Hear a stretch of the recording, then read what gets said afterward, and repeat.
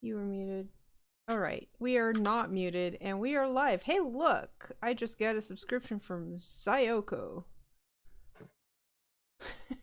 Gee, I wonder who they could be. who's been Sounds like a subscribed for loser. 27 months now. That's almost a year.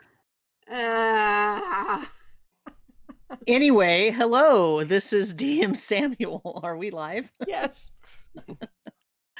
And I am DMing the Endless Night campaign, where we run through Rime of the Frostmaiden, the most recent D&D 5e adventure that has been released. And I'm here with my players, who will introduce themselves in the order that it is listed on Roll20, which starts with Karu.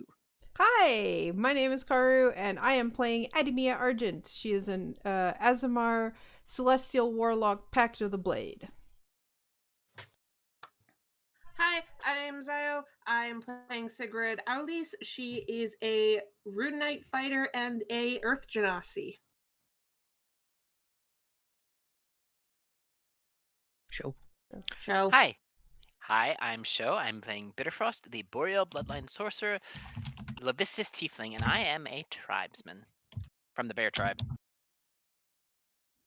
Hi, I'm Matt. I'm playing Oryx Pashlu, the Earth Genasi Path of the Beast Barbarian from the Elk Tribe. Hey, I'm Pi. I'm a kitty. I'm playing Ember, the Tabaxi Wizard. Though, looking at him, you'd probably think rogue, since I am playing a Blade Singer.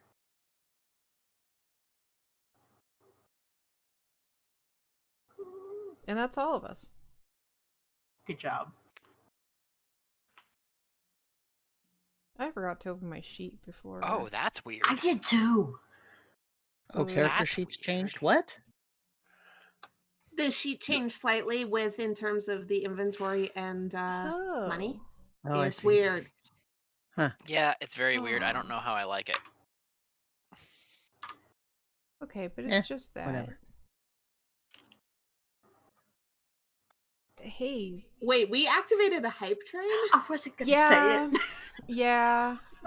That's Who because did? Sam and Pi both subscribed, so we now have a hype train. Oh my god. What does Maybe that even it's mean? lost. Does that mean that it's good? What is that hype train? I don't even know what hype trains do. They make Twitch money. They make. I Do they? mean, Uh-huh.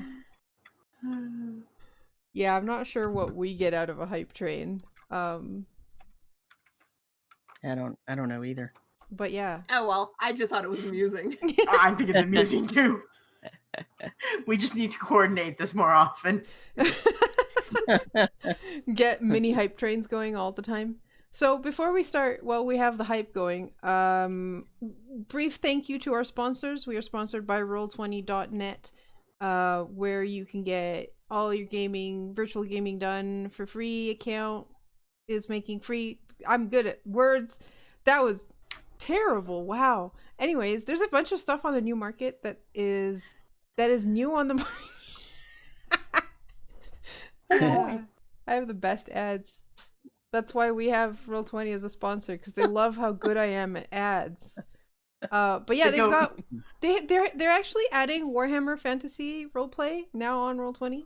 So that's a thing. Call of Cthulhu just published their investigator handbook, and they've got a lot of things out now, so you can play Call of Cthulhu with like full modules out on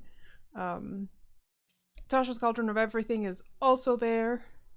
And there's gonna be some fun things going on for the holidays. I can't say much, but I will say that they always do have charity bundles, so look out for that charity bundle coming in December. I have no idea what's going to be in it, but they always do charity bundles for the holidays. Yeah, so we'll see that. I think we have another game in December. And the other thing we wanted to show off, I guess, is the character art that you can see small. I do have it. I did set it up so that I can do this. Now you can't see our faces. You can just see the glorious art. We got this art done of our characters, so to make sure that Sam can't kill us. It's not gonna work. It will be our bad decisions that kill us. They don't know me very well. Clearly, if we have official art, we are invincible, and I would like to shout out Fantasy's artwork on Instagram for this glorious artwork. She did such a good job on all our designs, especially since not all of us are artists. So she got a mishmash of either just text descriptions down to doodled sketches of what our characters look like, and a picture of a cat. And a picture of a cat. Real life cat. That's just stuff I gave her.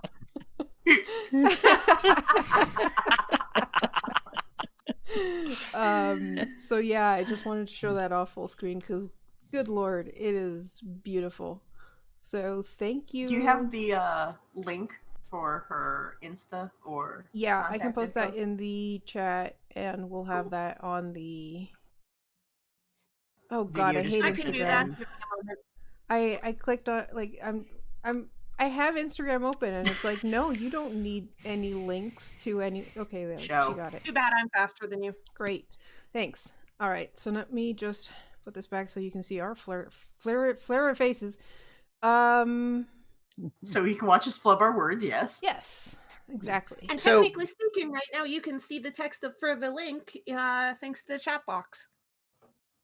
That is correct. So all that really is going to happen is if one of you accidentally dies, then I just have to get Fantasy's heart artwork. So I just have to get Fantasy's heart to kind of make that character transparent, and then just draw your new one in there. See? No, just put a halo over it. Yeah, just put a little halo, make it a little transparent. Yeah, that works. Yeah. No, you just gray out.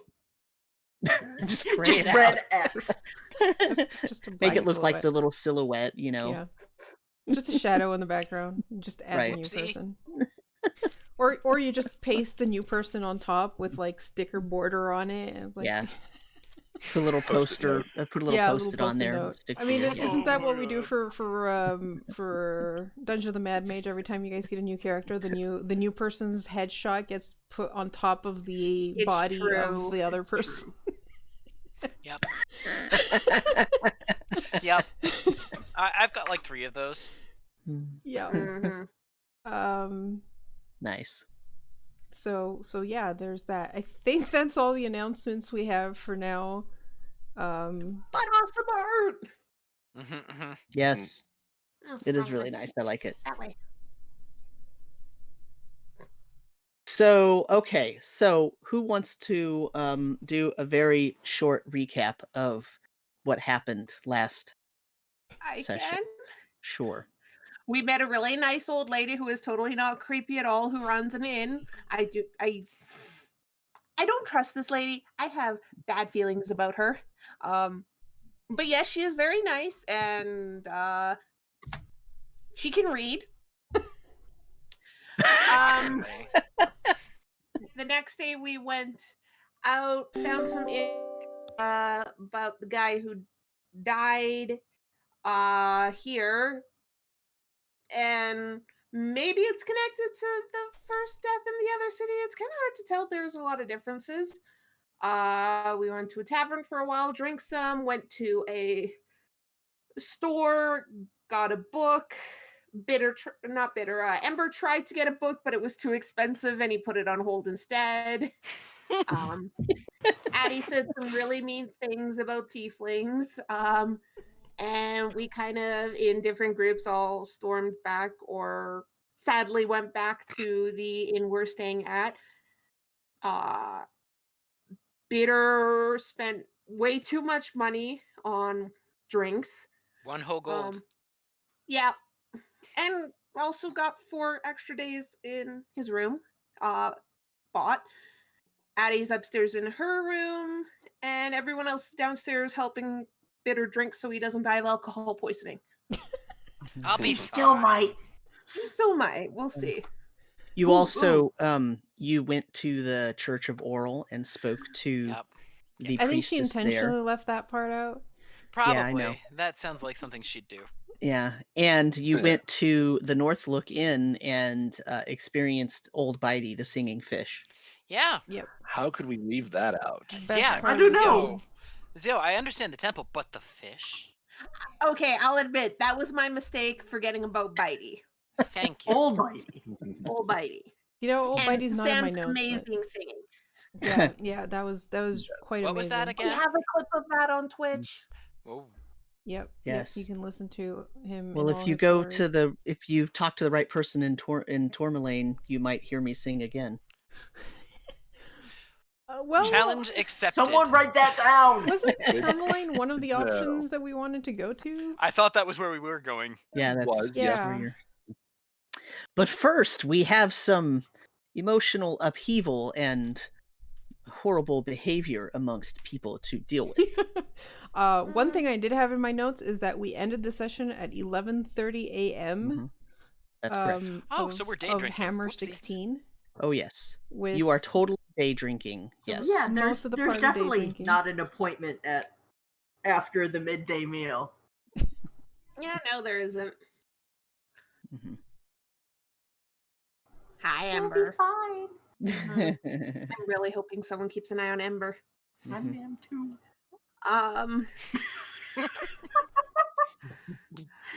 So currently, Addie is up in her room at the inn, at Myrtle's Inn. And the rest of you are downstairs drinking from the various pitchers that Mhm. Bitter Bought. bought. Mhm. Yep. At one point, Bitter is going to go from drinking to pretending like he's drinking. If I recall correctly, you were drinking directly from the pitcher when we ended last Yeah. time. Yep. Yep. So you probably drank an entire pitcher. Every I'm now just and waiting then for I Bitter to start sleeping. No, Now and then I but just you remember to definitely will see put at a some shade on point the Bitter. shoulder. Mhm. You will definitely see Bitter at one point using shape water to make lewd lyrics in the air out of the water. Okay. I'm just keeping him, make sure he stays on his stool at this point. Mm-hmm. Mhm. Sig is gonna basically finish her drink because she's not putting any of this to waste, and then she's gonna find Myrtle. Myrtle is sitting there in the comfy chair next to the fire, reading the book that Addie gave to her. Right. Okay. Yes, the book Highborn Hellbent Highborn, right? That totally wasn't written by anyone in this party. No, it was Hellbent Highborn, a treatise on the noble families in Waterdeep and their relationship to Baldur's Gate and the Nine Hells, by someone who goes only by a singular first name, Fireproof. I don't know who that could be. Yeah, But we have no idea. Myrtle Fire- is greatly enjoying it as she reads. I mean, she is a very gossipy old lady. She probably loves this kind of shit. Mm-hmm. Excuse me, Myrtle.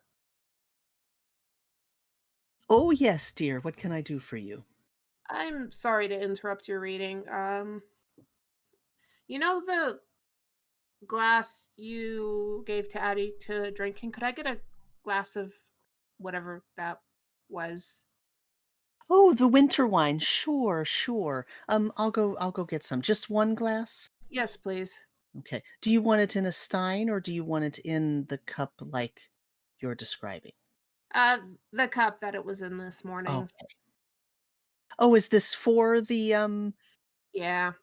the fancy one? Okay. All right. I'll go get it. Hold on. one moment. Please. Thank you. And she doesn't close the book and put it down. She gets up and does the thing where she puts her thumb in the page and lets the book close on her thumb and carries it and and doesn't lose her page. I thought you were going to say she was walking around while reading it. No. I expected that too. She doesn't want to spill the wine on it. So Fair enough. How far has she gotten so far? Where's her her thumb bookmark right now? Probably just a couple of pages in, but yeah, I Okay. mean, it's only been like 10 minutes or whatever, 20 Yeah, minutes, so something that's like like that. 10 pages. Yeah. Come on. Must have been a really good forward. No, honestly, She's that's adding- about the right amount of I mean, she's pages. What adding- Sam said. Yeah. she's adding verses. So she goes in, she comes right back out. I mean, like it doesn't take her very long. And the cup is filled right to the top. And she's like balancing it perfectly, like, and as she's like carrying the book and the cup. Good luck, Sig. Here you go, dear. Thank you so much. And Sig takes the cup. Really confused on how this little old lady could do that, but she's been silently questioning a few of these things. Mm-hmm. And Sig's gonna head upstairs. After, of course, thanking Myrtle. Yeah, she just kind of nods and flips open the book and sits down and keeps reading. I'll be back in a while, guys. Make sure you know your limit on booze, please. I don't want to see anyone like hungover for the next 2.5 days. That Bitter. was one time. I'd say I'd throw you in a pile of snow, but you'd probably enjoy that.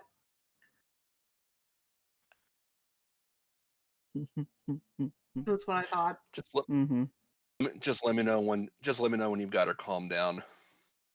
When I come back down, hopefully she'll be calm, but I can't make any guarantees yet. Good luck. Yeah. Okay. So Sig's gonna head upstairs slowly to make sure she doesn't spill this, because she's not gonna spill any of this and waste it. Very slowly if it's that full. She's doing her best. And then she's gonna knock on the door before opening it, because she's not gonna actually wait. She's just giving Addie a warning, but it's her room too.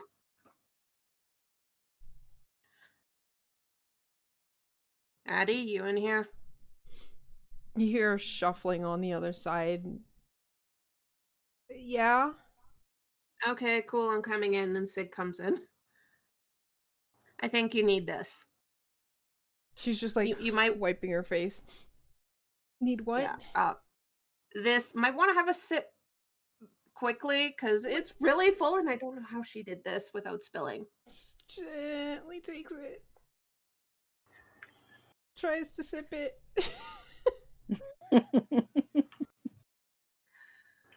Realizes that this is gonna be a very big swig of to get enough down.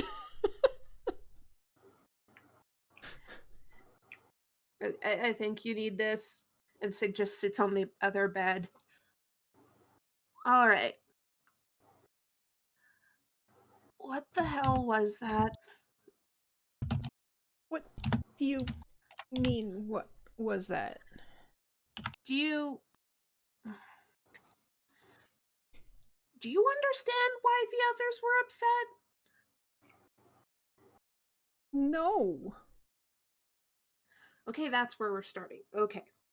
I need to figure out where we were starting this conversation.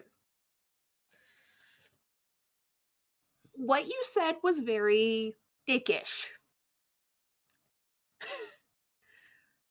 You implied that a tiefling wrote that book immediately and then went on a spiel of how tieflings and their blood are basically inherently bad. Did you understand how that must have made Bitter feel, considering he is a tiefling? I wasn't... Is that what he took from that? I think that's what everyone took from that. Oh. I even said, maybe stop talking, but you kept going. Well, I was trying to...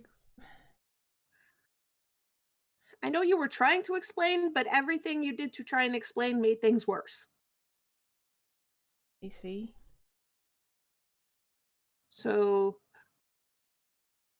is that how your family talked about tieflings? Well, yes. They say a lot. They say actually bad things about tieflings. What you said was also bad. Sure, you didn't say all tieflings are pieces of garbage and should die. You still said shitty things. I said that tieflings have infernal or demonic blood in them. Is that not true? But you also said that they need cleansing? Seriously? You use that word. Oh. And come clean? I suppose there is. It's hard. Look, my family would see them all as just evil because they have this blood. It's. I understand it. Just because you have blood from a certain type doesn't mean you're evil. I mean, I've even met, monstrous people who aren't evil. It's more upbringing than anything. But, well, my family is of the opinion that it's like that. And, well, like, well, your family is wrong. Well, extremely wrong. Yeah. It's hard. That doesn't excuse what you said. No, you're right.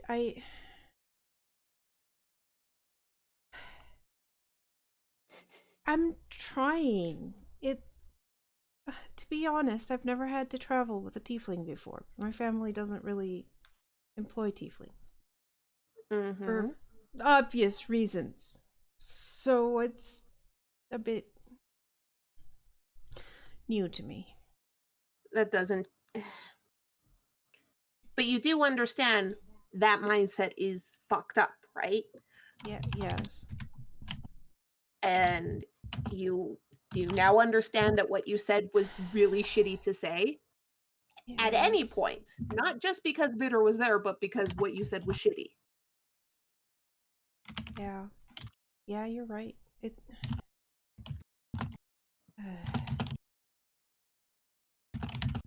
I really don't seem to know how to say things without people taking more out of what I say than what I mean.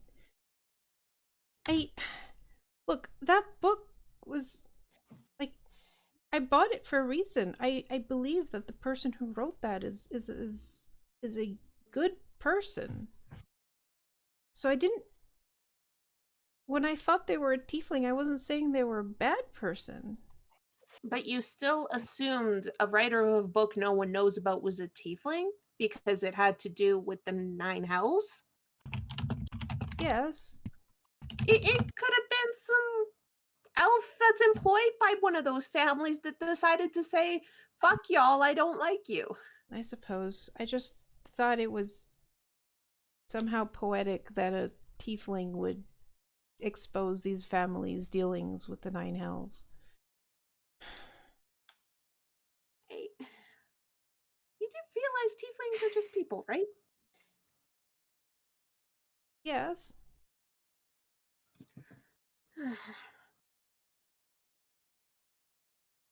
Do you understand that you need to apologize to Bitter and do better?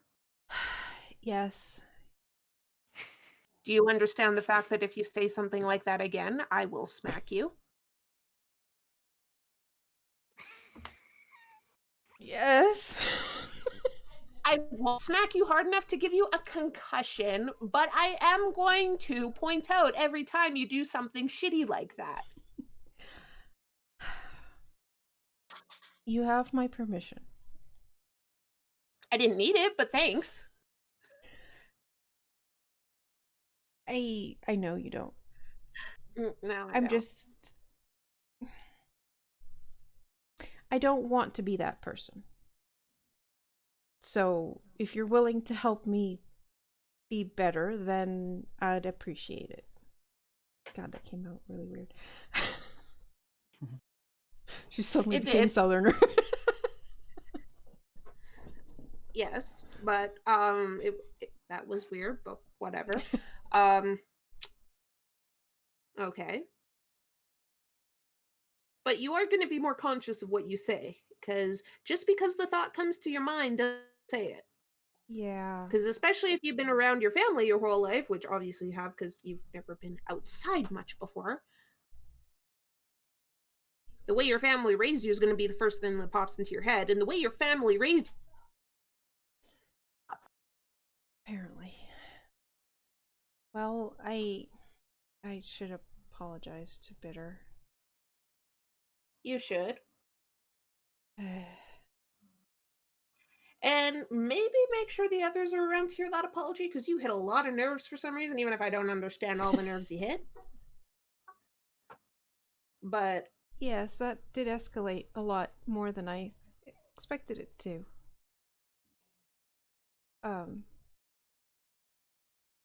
Ember's... That's why I said you hit some kind of nerve. We don't know about them. I barely know about you, but you know. Do you think Ember's parents are tieflings? Or a friend? Or a friend? A very good friend, then, because he got very upset. I mean, to be fair, you were kind of a bitch. Addie's just wincing now and just drinking more. Now that we're done that and you understand that. And then I suppose we're packing and leaving. Maybe everyone's been drinking a lot. I think we should stay one night just so everyone sobers up a bit, because I don't know how well I think Oryx can probably hold his booze pretty well, but I don't know about the other, well, I kind of... They don't seem to like me very much, so I was just thinking of just leaving them. What do you mean? Well, I don't want them to travel with someone they don't like. I mean, at this point it feels more like they're kind of annoyed by you slightly, but I mean, it's more teasing. The only time you said something that they really hated necessarily was, you know, when you were a bitch just a while ago. But besides that, it's been mostly teasing. Teasing? Yeah. More like bullying. You really haven't had any siblings before? Okay. Listen. I can't speak for the others, but I do apologize. I didn't realize that the way I behave might be a little much for you, okay? Listen. I was on... Sure, I shit on you a little bit because I am stuck here because of you. But at the same time, if I really hated you, not bounty, but I just have to bring you home. The contract said nothing about you having to be alive. Your family could technically pay to revive you. So, if I hated you, I would just deal with you that way. So I don't hate you. There's a little Mr. Freud sitting on your shoulder right now, Bounty. Like, seriously. I've been partially to get a little annoying to the fact I'm stuck here and dealing with shit I don't want to talk about. But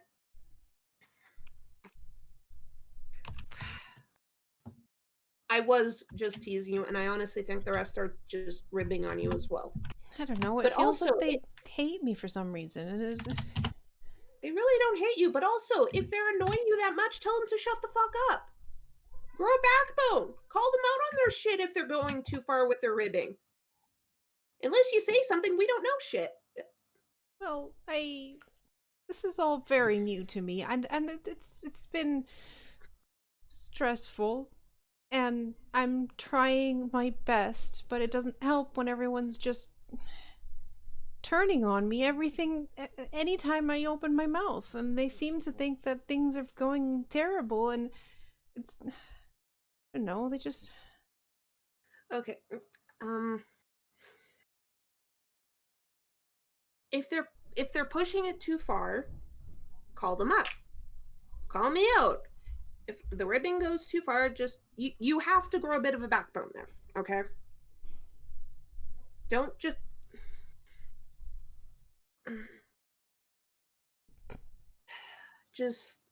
I don't want to seem like I'm giving orders because that'll just make it worse. And it looks like every there's a time I difference say something. There's a difference between giving orders and telling someone, all right, that's a bit too much, fuck off.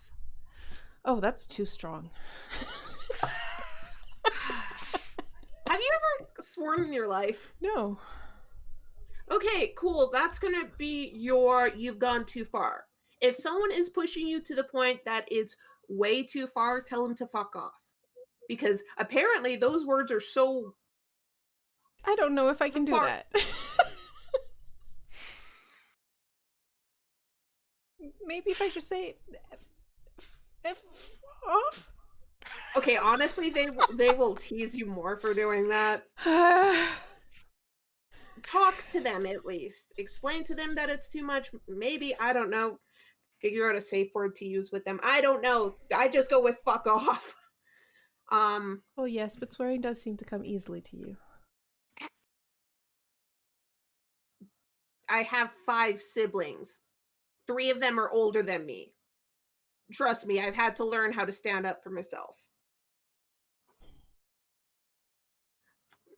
But anyways, I've only dealt with attendants.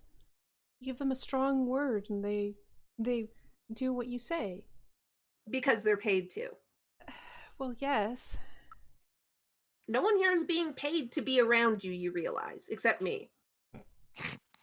I'm technically paying Oryx.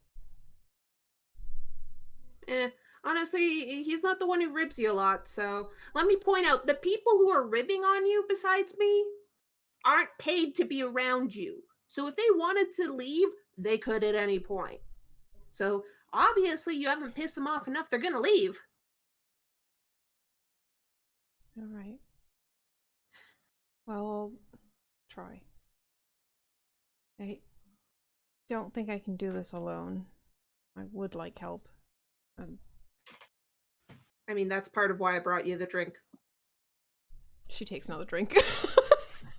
Yeah. It's like, oh yeah, I have this. Oh, where did this come from? Yes, you do have to talk to the others, but I want to make sure 1, you understood what you did wrong, 2, you were calm, and 3, you had something to drink first. Liquid I courage. appreciate it. But seriously, you have permission to tell me to fuck off if my ribbing goes too far. And don't ever say F off because they will make fun of you and so will I. Oh boy. Figure out where your limit is. Tell them where your limit is. Should I go apologize then? Are you ready to? I'll stick around in case you put your foot in your mouth again, but... Great. Well, I just Listen, don't want... it's learning. How is bitter? I don't know. I haven't known him long enough to read him properly, so I can't give you a very accurate answer, but... Did you maybe say we they should were go downstairs. drinking? Well, yeah, everyone's been drinking. I've been drinking since I woke up.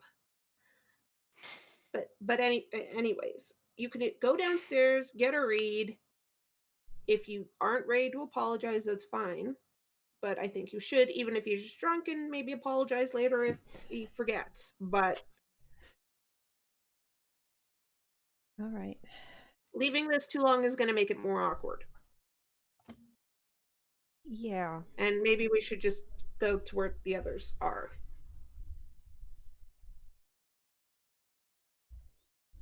Okay.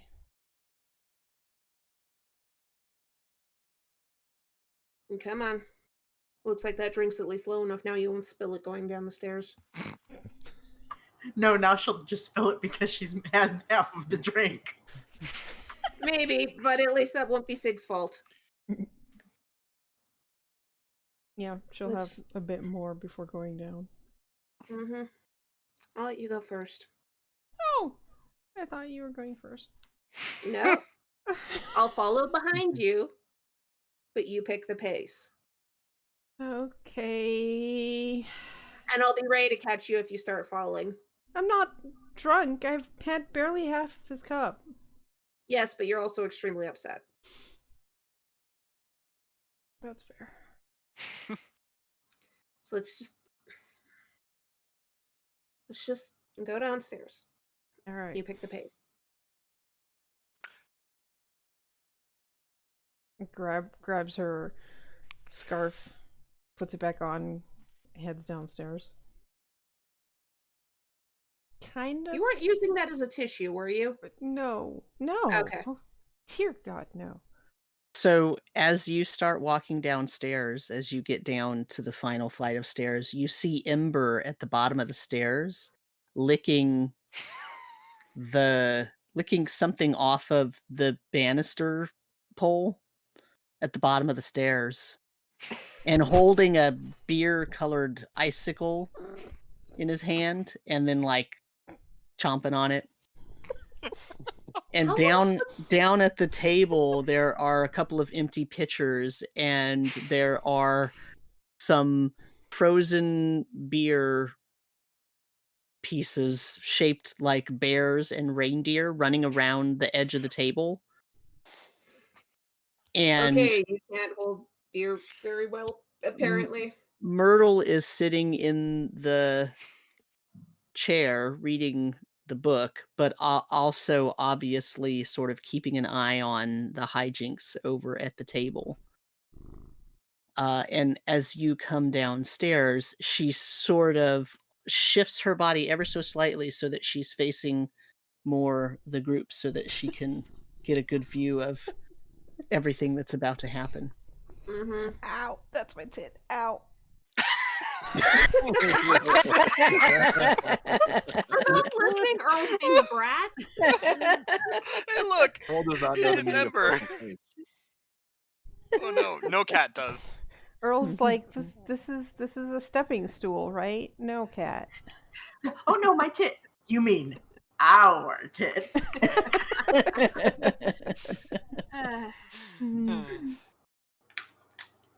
I was gonna say that Earl is there to comfort you, but you know, Oh no. then yeah.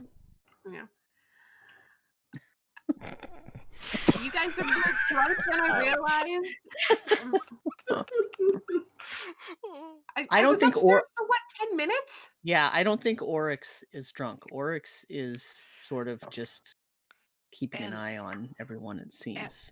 And while Bitter Oryx has been drinking, but he's not, drunk. Yeah, of course not. While No, Bitter he's seems not getting tipsy, hammered. while Bitter seems tipsy, I'm pretty sure he's not trying to hide the fact that he's playing it up a bit. Ember's not drunk, but he is enjoying this beersicle. He's definitely playing it up a bit, and you can tell. Okay. Sig keeps behind Addie, just keeping her arms crossed, kind of looking around the room, is like waiting for Addie to make the first move. Not gonna force her. Sig, do you want a beersicle? No, I'm good right now. Maybe later. Of course. I'm good right now. Addie just stands there at the base of the staircase, just staring at all this and like shuffling her feet slightly. Probably in very much the pose in the drawing, just that uncertain, how do I even do this? Oh, jeez. And Bitter's gonna just stand up, kind of come over. Come on. Come on. Sit. Eddie puts the glass down and like grabs his hands and goes, wait.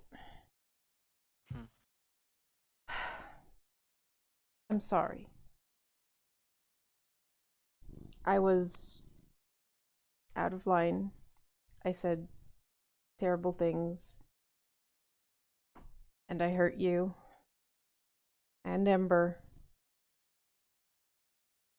I didn't want to, didn't mean to, but I did, so I'm sorry.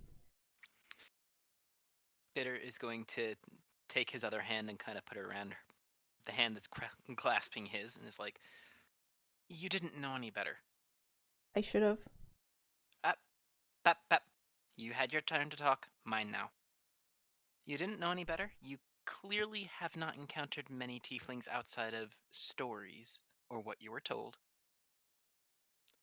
And I took offense where I should not have. I also made a few judgments that were not the best. I've only encountered a few nobles since I came to 10 Towns, and they did not leave the best impression on me. So, here's what I propose. You forget what you know about tieflings, I forget what I know about nobles, and we treat each other as though we, I don't know, just met and are learning about each other. If you go too far, I'm sure I'll make sure to let you know. Likewise, I expect you to let me know as well. Yeah? Okay. Good. Now come on. Sit down. And I'm just going to lead her back to the table and then look back at Sig and raise my eyebrows. I do want to make one thing clear. I think the person who wrote that book is a hero. So when I thought they were tiefling, I wasn't saying it as if it was a bad thing. It takes someone with a lot of guts and heroic spirit to be brave enough to put something like that out there, considering they're probably going to die very soon. Yeah, also a very, Say very, what? very low self-preservation sense. Yeah. The number of assassins going after that person is just, oof. Yeah, you know what? I might actually have to read that book now because I want to see who and what and how they've offended. I haven't even read It's the really book. hot in here. Oh, really? I'm just going to direct a few of the a bit of beer, turn it into a beer sickle, and then just like kind of put it down Bitter. Don't touch me. Put it down to Ember's shirt. Don't touch me.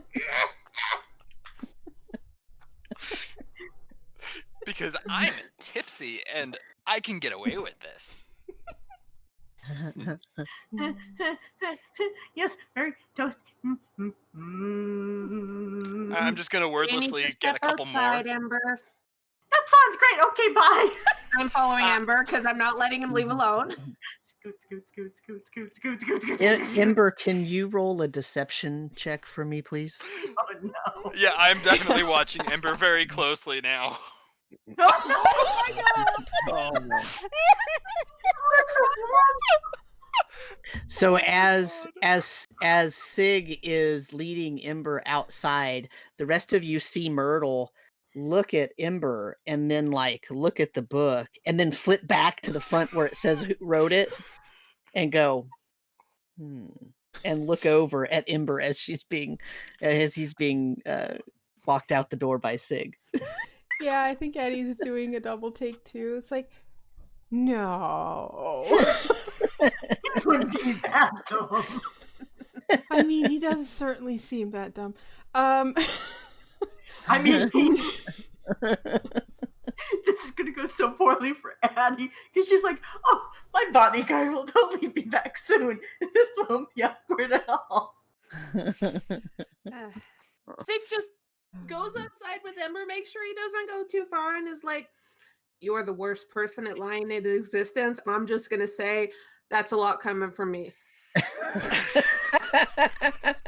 Well, then I'm sure this meeting with the book club will go just fine then. You're not going to the book club if you can't lie. We're not Also, lying. We're just being flexible with the what you call them. You're not going to that step right now. No. Also, Sig's lying right now because if she rolled that 1, it'd be a -1. So you're telling me I can be better at lying than you? Literally everyone's better at lying than me. I've just learned not to talk if I would need to lie. Also, you're not going anywhere. We're keeping together for now. Says you. Ember? Seriously? Just let's all keep together for the time being. I have an appointment. No, you don't. Yes, I do. No, you don't. Stick with the group right now. Please.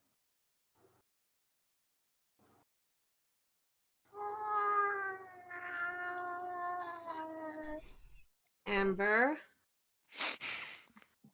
Oh my god, you're caterwauling.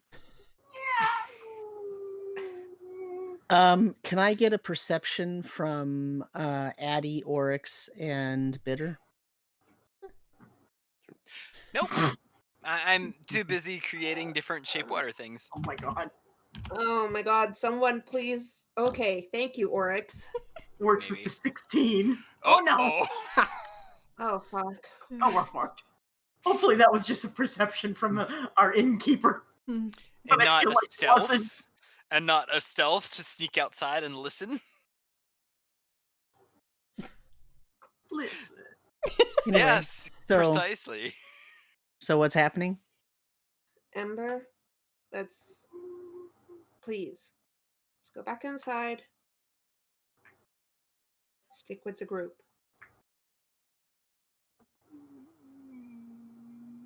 I'll be back in a little bit. Nope, nope, nope. You can't catch me. Grab! I will drag you in if I have to. You have to catch me first. I will grab you. Is Ember running? Oh yes. Oh fuck. Grab the Oh. tail. Try and grab Ember before he gets away. That's gonna be a contested Oh no. Oh no. dex check. Oh fuck. No. What do you mean? Oh no, you should have higher dex than me. That doesn't mean I'm gonna roll better. That's true. Shit. Yeah, Oh, no, you're yeah. fucked. I only barely have Ember- better desks than you. Ember is already far enough away that you can't grab him. So, and you know, I think your speed is lower. So if you chase, Oh, yeah. he'll always remain ahead of you. Wait, So your speed is at 30? My speed is Yeah. 30. You're a tabaxi, isn't it higher? Yeah, I mean, No. I have this. but that. yeah, But then you'd have to Oh, right. stop Which for I'm a not full going 6 to. seconds. Mhm. but it's not that you couldn't eventually catch up. It's that you're running a Head short start. enough distance that Ember Yeah. would make it there first. Yeah. So, So it's just like, fuck, fuck, fuck, mhm. and bring her head back in the door and be like, Ember ran off. I'm going to go grab Ember. Just stay here. And Sig's going to run off after Ember because, god damn it, that idiot. You're not gonna tell them where I ran. Yeah, I mean, Bitter is definitely gonna swing his head out and probably catch the door frame. Where? fuck. Fuck! And then back in. Yeah, Sig's running after Ember right now because Eddie's like slowly getting up and going like, I'm gonna learn to swear a lot around these guys, aren't I? Yes. Oh, would you Probably. like to? I can teach you. And I'm gonna say no. That would be mean. Oh No, no. I'm not. I'll say something really, really, really mean in Reged. No, I just realized Ember can teach Annie how to swear in Infernal. I can too, but I'm trying not to. I was gonna have him. I was gonna have Bitter teach her a pleasant word like, "Please desist" in Infernal. Endless Well, night. although I Very don't, training for the nobles. although I don't think that Infernal really has a please. No, probably not. Anyways, I'm chasing after Ember. God damn it. So, Ember, as you're running, you get to where you're in sight of Rendaryl's Emporium, and you see Myrtle walking really fast towards the door. How? How did she get here? I don't trust this old lady. She left a long time ago. I know. She Nobody got out. saw her. Because she got a higher stealth roll than And we. she looks over and she sees Ember running, and her eyes get really big, and she just opens the door to let Ember run right into the Emporium. Well, shit. And as Sig follows, Myrtle's like looking away as though she didn't, but she's As though still she holding the didn't door see. open. Oh my god. Well, at this point, are we all making our way now? I don't know what you're doing. Because I think Bitter would have been like, well, fuck, and put his jug down and start kind of going out. Yeah, So we'll follow.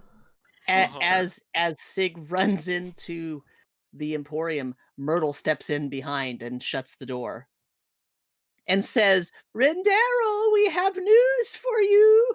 And as you run in there, you see Rendaryl, and he's sitting, and around him are 12 chairs filled with other people, all with the book in their hand. Oh, I thought he only had 5 copies. Well, this is his book club. They already had copies. Yeah. That's the reason he was out. Ember, God damn it. Nope, bad kitty. So are you all following, or are you, because Sig said stay. Do you? Whoa. No. Yeah, she did. Well, that's too bad. Bitter's not Yeah. staying. I mean, Okay. if Bitter got up and chased, then Addie will reluctantly follow. Oryx? Yeah, Okay. we'll follow after him. So you're not that far behind. I mean, it was like literally 2 to 3 seconds. So probably Myrtle held the door open for you too. Thank you, dear. You definitely, Bitter definitely is like, thanks. Wait, Weren't what? you? Never mind. So now you're all in Rendaryl's. Mm-hmm. And as he sees Ember run in, he says, the guest of honor. Come sit, come. Oh, you brought your friends. Excellent. Come over here. There's chairs. Look, we can sit over here. And he starts getting yes, chairs. I brought my friend.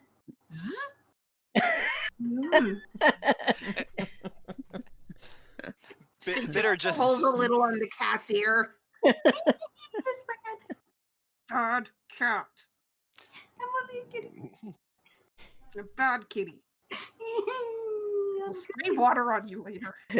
So Rendaryl comes up to Ember and says, I didn't tell them anything. I just said that you had some Good. secret fancy information. And so we're all waiting very impatiently to hear your announcement.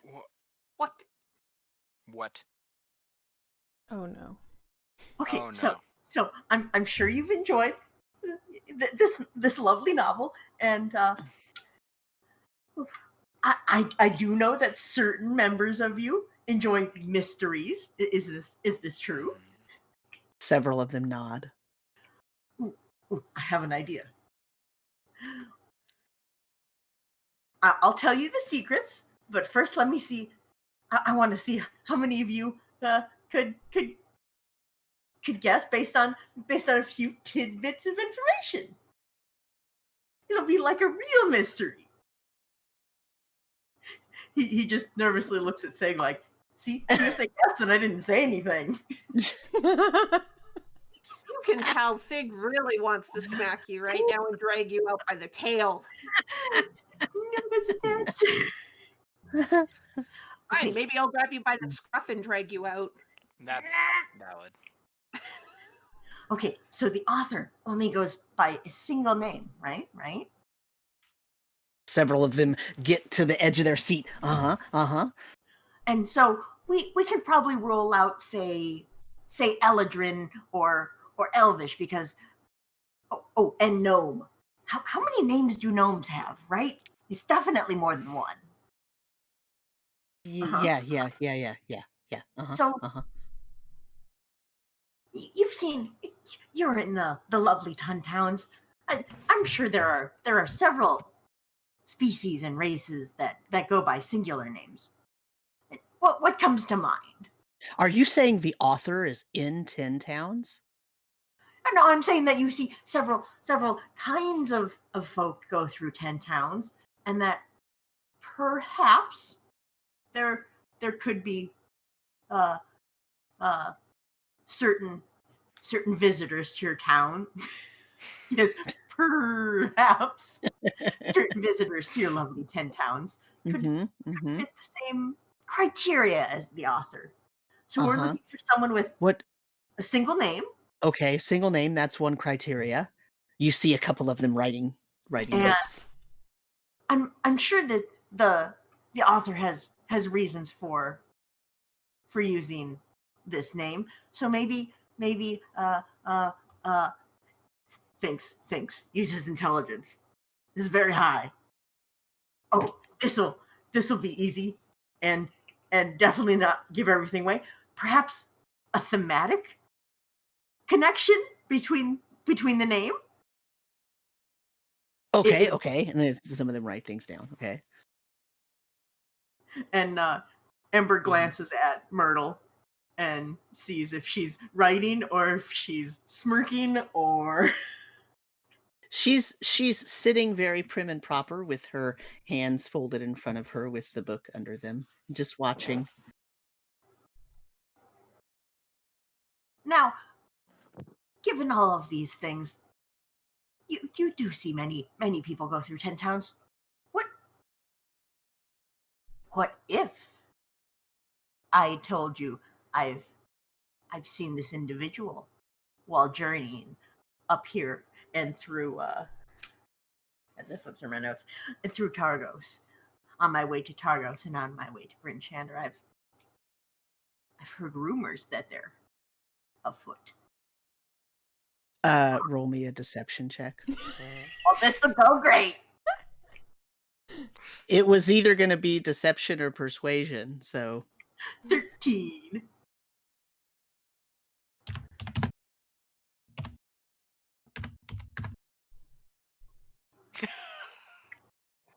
I was going to say, there's the collective, and then there's the fact that there are 13 people here. So some of them kind of nod, and some of them are looking like, wait, that went a different direction than what I thought. And Myrtle says, "Go on, dear." I was. He scans the room. Assassins, but don't they look like normal people? How are you supposed to know? Do any of these people of this lovely club look like they're When you said assassins, a couple of them went, "What?" And Myrtle says, "Are you saying an assassin wrote this book, dear?" Well, it's been mentioned by certain overly protective guards. Have you looked in the mirror lately, Ember? Eh? Have you looked in a mirror? You've looked in a mirror, right, since you've been in Bryn Shander? Oh, of course. You have lovely facilities here. So you have seen the author of this book, right? Of course. Oh, no. Oh my god, Becker is just like full face palming. Oh, no. Sig wants to just walk outside right now and scream. Yes, that's true. Then Daryl stands up and says, "Wait, you're the author of the book? I know I Oh, this is fantastic news. Everyone come over. We'll get Ember to sign the book. Can you sign it fireproof and Ember?" A bunch of them start lining up to have you sign it. Ember.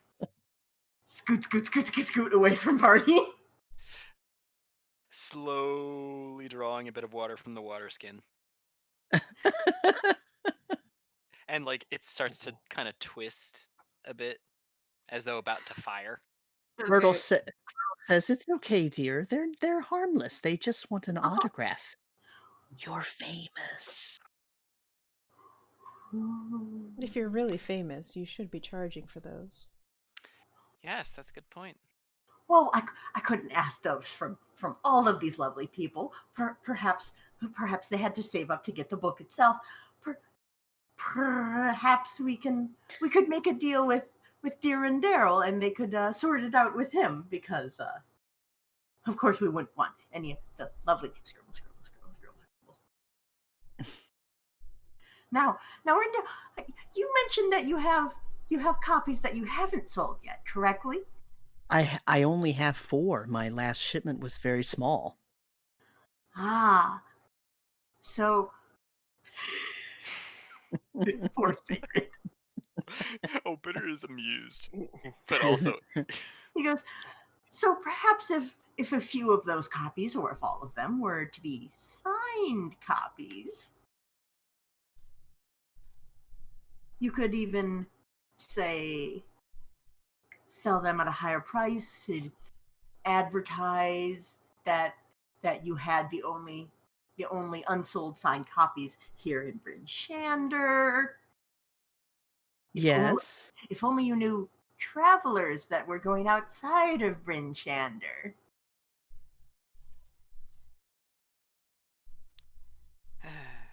What do you mean? He looks around for Secret. Oh, good, she's gone. yeah. Well, you see, there are rumors, of course, that the author is working on a book about the goings on of the mysteries of 10 towns, and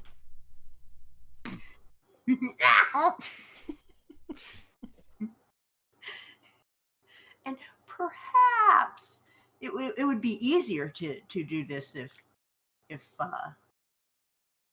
the author could get their hands, of course, onto some quality journals, so that they can work on the. You want your journal? Oh, of course I'll give you journals. Are you going to sign everyone's book? Oh, of course, we can't let anyone go. Come in, and sit over here. I have a table right here. We can move it over. And are you going to go sit? Oh, yeah. Oh, yeah, you go sit. They pick up a table and they bring it over and set it down in front of you. And there's like 4 different pots of ink of different colors. And they all start lining up, and they sort of turn to the page where they want you to sign it. Oh, and how would you like this one written out? Oh, me first, says Rendaryl. He says, "Ooh, can you write it in orange ink? Here's a special ink right here." He says, "Can you say to my very good friend and supporter Rendaryl, who owns the best emporium in 10 Towns?" Ember's just going to take a scrap piece to make sure that he spells everything correctly first. Mustn't screw this up. And writes it out in nicely, so it's, first of all, readable. Signature may be less readable. Are you signing it Ember or Fireproof? He's like, For Rendaryl, he will sign it as both. Okay. And then for the others, he will ask which one they would like. Well, they all want both, because that's what Rendaryl got. He's like, well, it would be harder for Mom to find me if I only put one eye. Okay. But which one do you want first? And he continues to write the notes and or signatures, and going, oh, thank goodness Sig decided to get a breath of fresh air. So they all want the orange ink, but as you're signing books, as you continue to sign the books, the ink turns more and more red, which absolutely delights them. They are so happy that you have done something to the ink to make it No. like, but it doesn't just all of a sudden become red. It's like, it's almost like a pin that's wearing out, right? And it starts losing its ability to draw orange, but then it starts getting darker red as it loses its ability to do orange. So by the last book that you sign, it's completely red. So But now you can tell which most of the one's ones in the middle first. have like part of it orange, part of it red. Are we talking like, oh, cranberry red? Are we talking like, this could be a blood contract red? Uh-huh. You know, you didn't have to go in the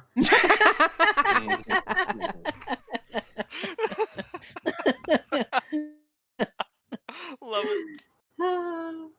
And the last Ember definitely person, wishes he had prestidigitation for these flecks of ink that are on his paw pads that are definitely not going to be noticed by Sig. the last is Myrtle. But that's not. That's my book. Myrtle doesn't care. Are you kidding me? That's true. You're rich. You get a new one. I'm not. Besides, Ember's been doing this for like 12 others. He hasn't paid attention yet. Yeah.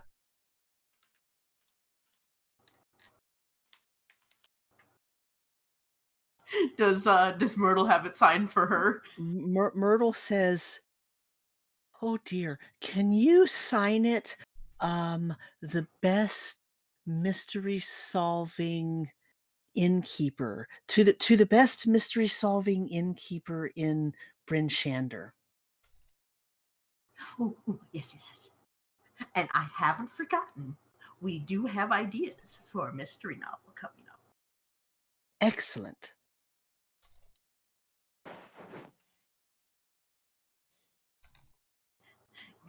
Yeah. She says, "Don't worry, dear. We won't give away your secret." Just out of curiosity, are any of the people here, are they all like dressed like locals to Bryn Shander would be, or does anybody like look like they're from? Does anybody look like they're dressed like Addie, or essentially? Like It's they're a from wide, way out of yeah, it's a wide range of people. They're all probably from Bryn Shander, though. I mean, you know, the shopkeeper Rindero, he only had like an hour's notice. It's true. There wasn't very much time. When Ember talked to him the first time, he only had about an hour to gather the members of his book club. So that's all this is, as far as everybody knows. This is the members of his book club. They all come from Bryn Shander. Some of them are dressed better than others. Some of them are like, you know, obviously laborers of some sort, either fishermen or farmers, or, you know, some kind of, you know, workers that do hard labor. Yeah, tradespeople. And some of them are, you know, kind of in more fancy clothes. Maybe they're, you know, actual craftsmen, or maybe they're merchants or something, but it doesn't look like there's anybody who's a noble person in there. Okay. But nobody in, I mean, even Duvessa Shane, the you know, the speaker doesn't really look like a noble, right? But it does not appear that anybody is of noble birth in there. Okay. Is anybody like paying maybe too much attention to him, watching him too closely, or anything like that? You can roll a perception check.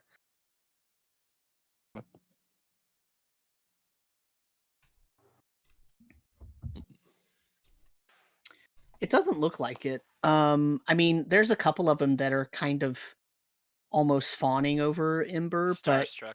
yeah, it doesn't. It's more like total like squeeing fanboy than it is like it doesn't seem like they're trying to pry. And well, so they're trying to pry, but it's more about, I'm like, it's the kind of, "Oh, you touched my hand when you handed me the book back. I'm never going to wash this hand again," kind of, you know. It's that kind of like, "Oh, you know,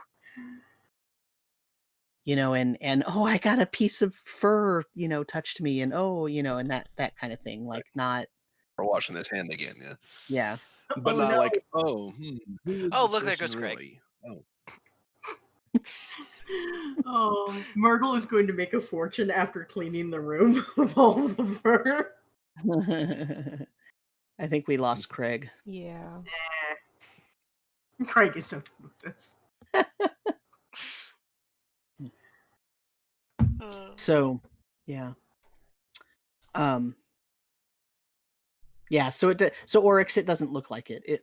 I mean, you've been doing nothing but watching everybody this whole time, and really none of them seem aggressive or overly interested, more so than, they're actually pretty fascinated by the fur. Right? They all wanted orange because Ember's orange. And so it's like there aren't a lot of tabaxi up in this part of the world. So he kind of blend in real well with the local crowd of tabaxi. Yeah, I mean, Ember sticks out like a sore thumb, right? I mean, you all kind of stick out, but Ember especially, right?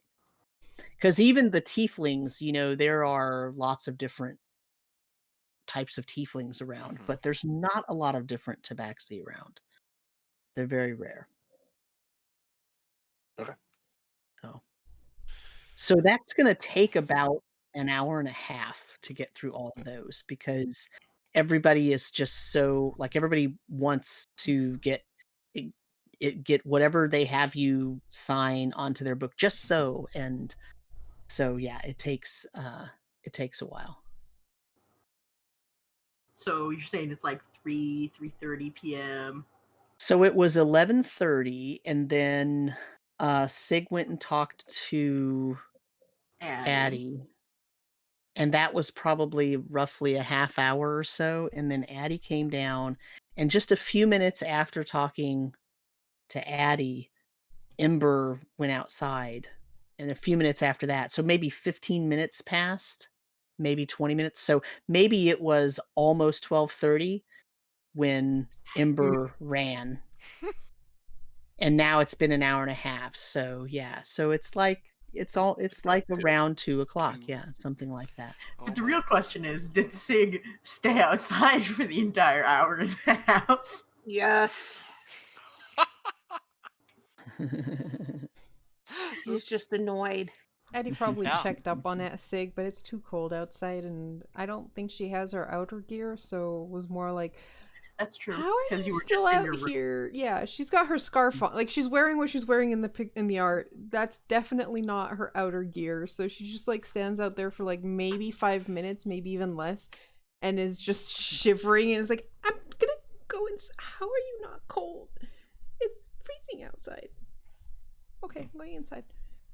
Her annoyance keeps her warm. Like, you're not even shivering. Okay.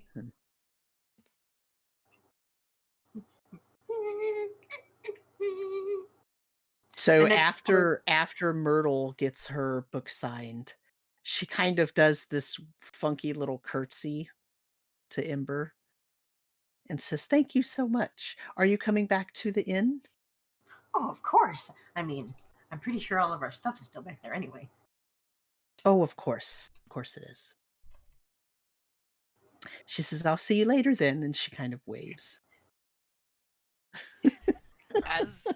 As she's leaving, I'm just gonna look at Addie and kind of be like, "Isn't that your book?" What?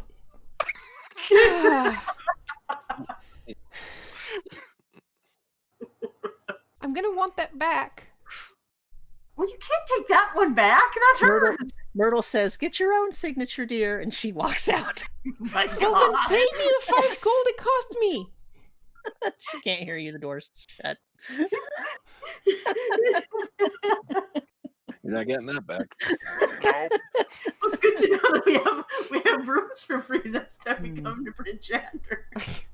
So Rendaryl comes out with the other 4 copies. And he says, "These are the only 4 copies that I have that have not sold. They came from, I actually just got them yesterday or 2 weeks ago when Torgs came through. They had the last shipment that had come over the mountain. So here are the 4 if you will sign them. Hold on. Hold on. Considering that Myrtle was a little hasty, I'm gonna fork out 5 gold. I'll take one of the unsigned ones. You don't want it signed? Well, this is actually not for me. And I'm gonna look at Addie. You don't have to do that. I don't care. Looks at Bitter, looks at Addie, looks at Bitter, looks at Addie. And I'm gonna lean forward. I can make the ink really, really pretty. I'm gonna kind of lean back.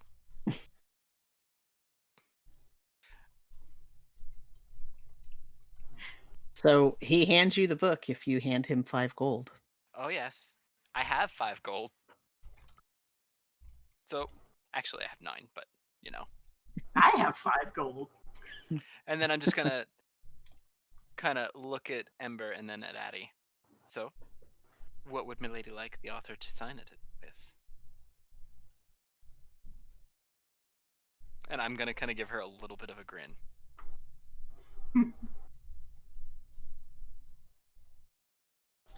And your real name.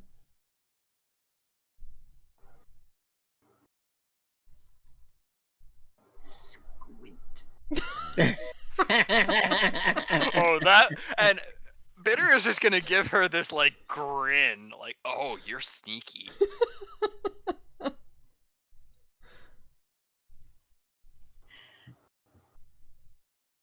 He goes, so thinking back on the previous conversation. Ember's going to go, oh, is that how we want to play this, is it? So he is going to sign it fireproof, but instead of writing it in common, he writes it in infernal. Oh, and I'm gonna use shape water in there to make it sparkly and orange and red.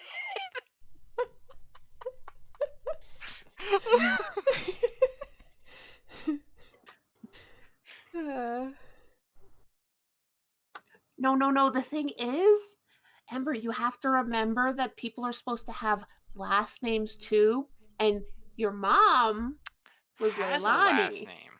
Had a last name. She did. God, yeah, what was it?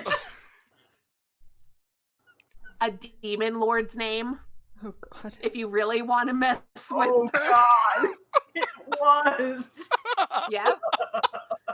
Because Leilani's father was a demon lord. Oh no! Oh, he will definitely autograph Addie's with the last name of the no! With the name of a demon lord. What was the demon lord's name? Zoltarth.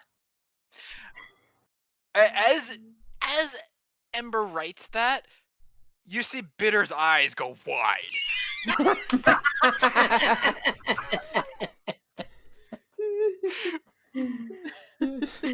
Bitter's like, that, And I'm just gonna lean forward to Ember and be like, I can read that, in infernal. ears twitching.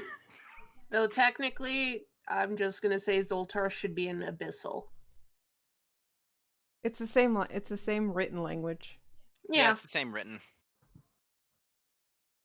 Regardless, My ass is too fuzzy. I'm sure this won't come back and bite me. Oh yeah, Oh. no, not at all. Oh boy. you did ask for it. And Ember's just gonna ask Rendero if he wants any of the unsold ones signed, or if he wants the. Of course, yes, please. And Ember's just going to put those as fireproof / Ember and no notes. Do you really want to?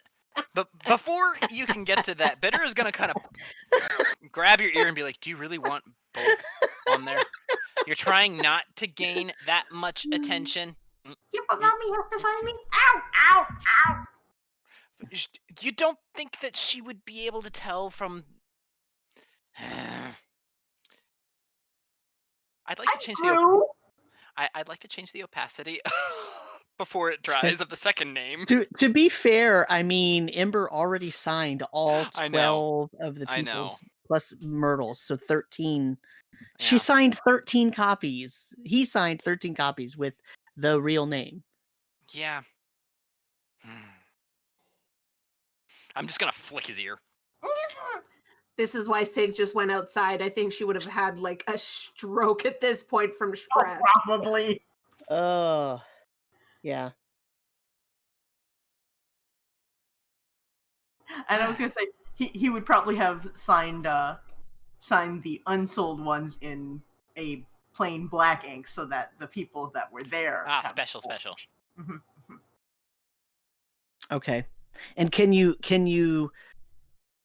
Rendero says, can you write something like I hope you enjoy it or enjoy the read or something different on each one, that way they're all special. So they're all unique. Drives up the price value. And Ember that I know that. takes suggestions and signs the last three. Okay. Rendell gives you one of the books that the one that you had said, the one that you described last time, the way that you said you wanted it. And then he also gives you a larger format one with very, very faint lines on the pages with silver gilded edges. Ooh.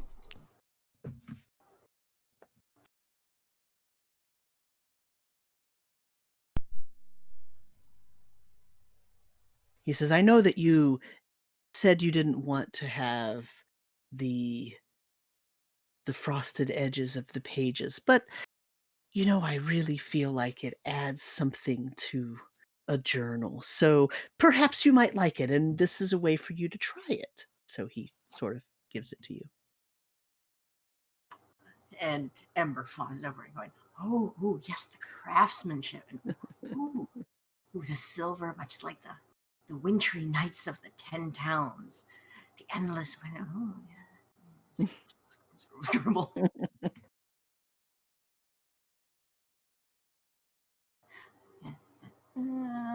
Now we just need to avoid certain blue-haired individuals on the way home. Said blue-haired individual is probably standing right outside and getting more and more annoyed with each passing moment that she waits. Don't worry. I've stayed still for 6 seconds, which means I can use feline agility again. Did you all? Yes. This is Rendero. He says, "Did you all say that you were going to leave? You're going to leave Bryn Shander? Temporarily, of course. Must. But are you? So you're going to come back?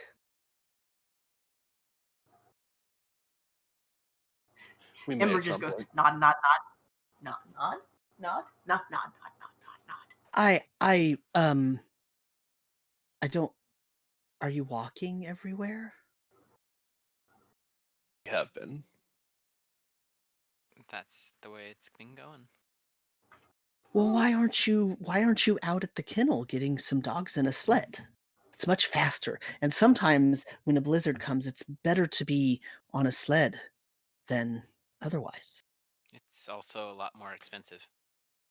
It's an expense we don't have at the moment. Ember just thinks about it. And dogs. Oh, I didn't mean to offend. You don't like dogs. No, I understand. Not sure if they will. I'm sure they're very well trained here in Bryn Shander. But we have the best kennel in 10 towns. Oh, maybe we should go and look look at it. We could always take a look, right? Doesn't a cat that likes dogs? Well, if you needed an advance on your next book, seeing as how it's going to include, your activities in Tin Towns, I mean, I could definitely give you an advance. And Ember's just like, I don't know about if it will feature the 10 towns more than it will Boom. be the adventures of the 10 towns. Boom. Ow, ow, ow. That's my leg. Knocked on the table.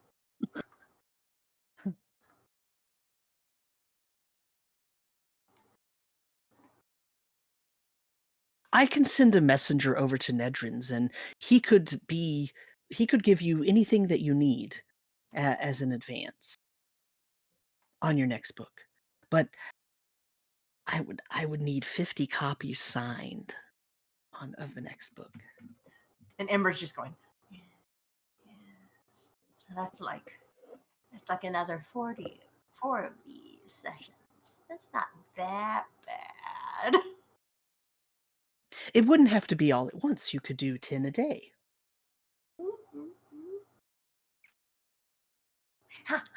Yes, that seems reasonable. And of course, the signed copies would go to your shop, of course. Of course, yes. And exclusive. Right now. Yeah. Say that again. Sig's gonna be so mad she's not in here right now. That's her problem. Exclusive. She's Addie's babysitter, not Ember's. And yet. Exclusive to Bryn Shander. You would be the only store to have these. And I suppose that you could always.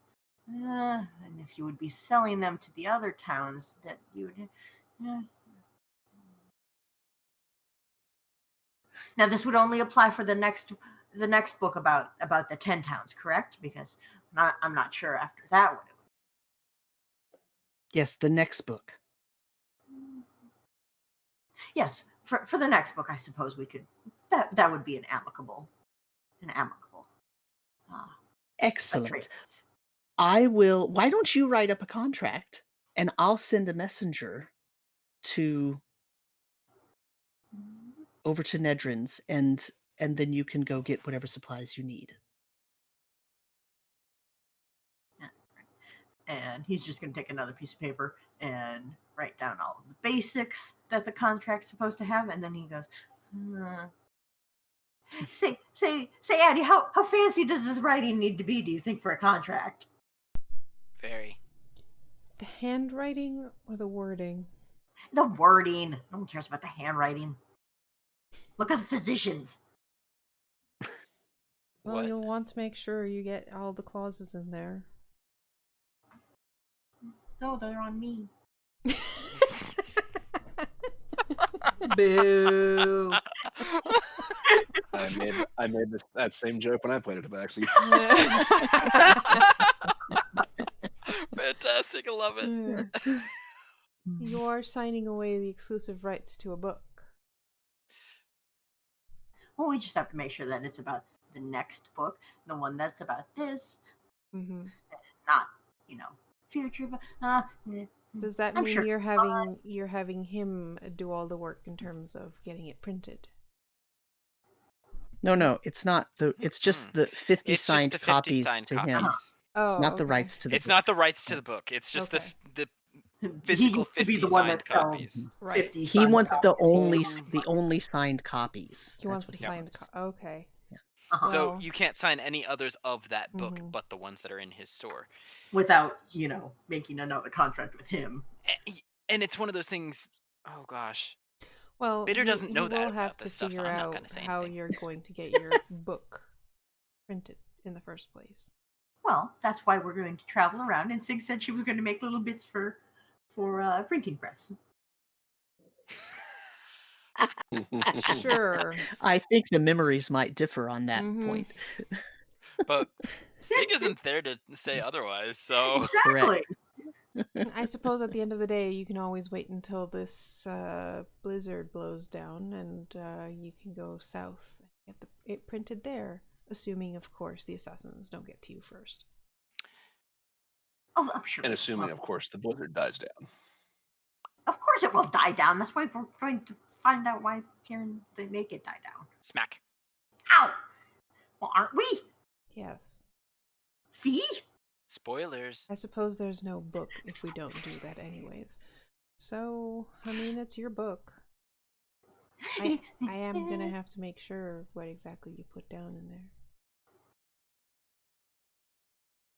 I suspect the rest of the party will also want to make sure what you write down. Ember's in the book. just ignoring that bit and finish the rest of the contract. Also, you have to sign it with your real name. I'm sure this will go fine. Scribble, scribble, scribble. So Rendaryl comes back. He says, I've sent my messenger. Probably in an hour, you can go pick out whatever you need, and all the arrangements will have been made. Ha! See, Sig can't be mad at me now because now we'll have faster travel, and then we can go do the thing. And... Have you been to Nadrin's? No, we haven't. Not yet. It's directly. So if I put us on I was the going to say, I'm torn between we need the map, Yeah, but then here's we have the to map. stop looking at the lovely art. But Yeah. yes. So there's the map. It is if you go out the southwest gate, and then you turn west immediately.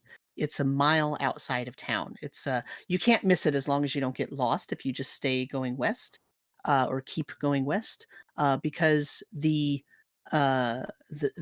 kennel is very large. He has many dogs, and it's called Nadrin's Poles and Pups. And I'm sure you won't miss it. And they will give you the best deal, and it's all on. It'll all be on credit. It's all paid for. You don't have to pay anything out of pocket. Thank you. Yeah.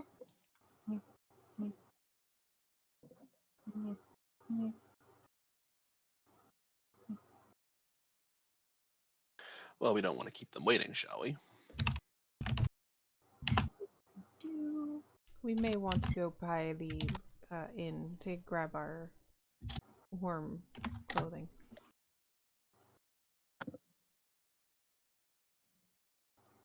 Yes. Are you ready, Ember?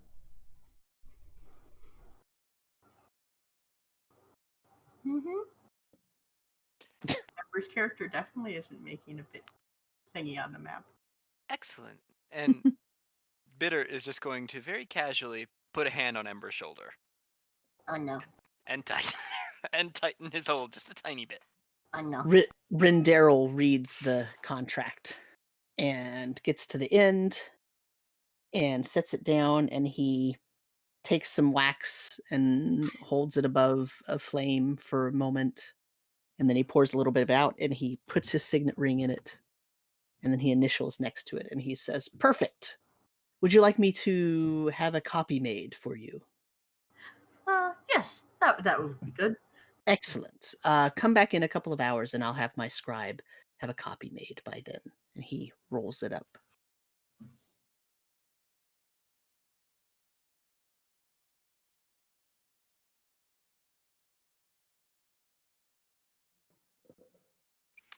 Well, Ember, shall we go?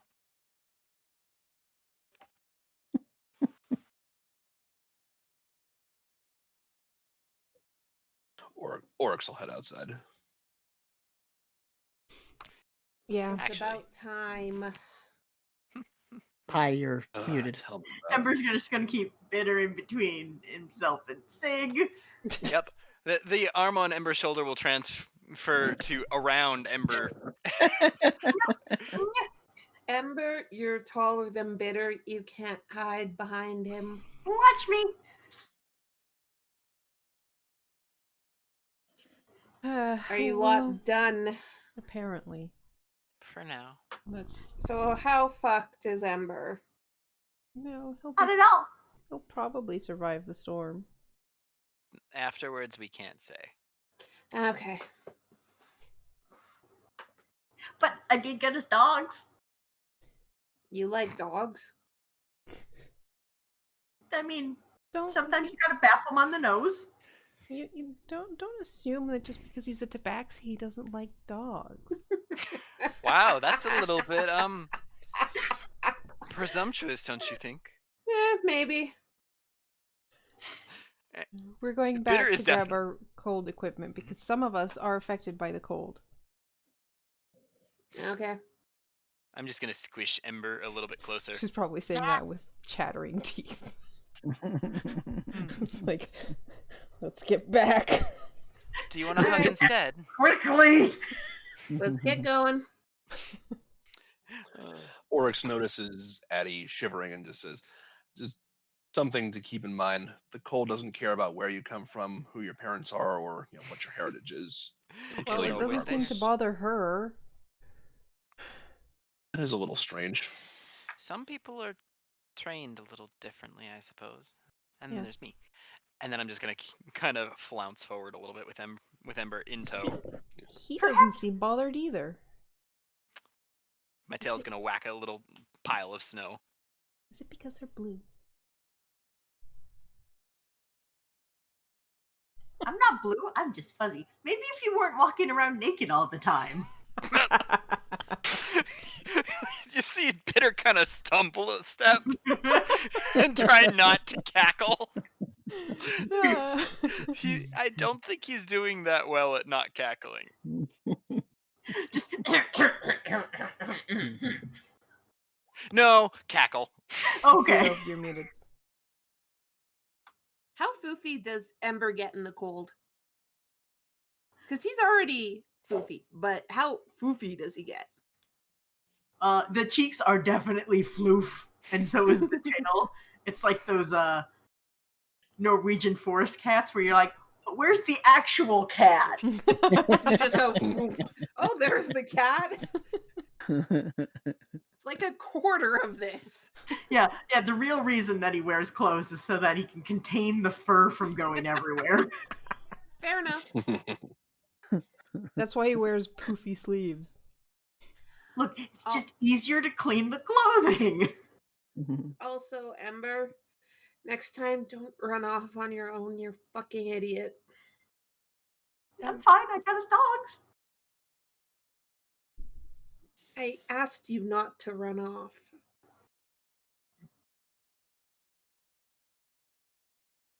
If you do run off on your own somewhere more dangerous, that could lead to you being cut off from us and attacked. Perhaps by assassins. I mean, the 10 towns only have 10 towns, and I'm sure none of those towns have assassins in them, Or right? by wolves. You are investigating a murder. That too. Mm-hmm. The narrator Say reminded them. Say the murderer is not also investigating us. No. Yes, we should be more careful. Let's get our cold winter gear on before we go see the dogs. I couldn't understand like half of what you just said through the chattering teeth. This is not my fault. It's so cold out here. So you say. Yeah, so right now in town, let's see, it's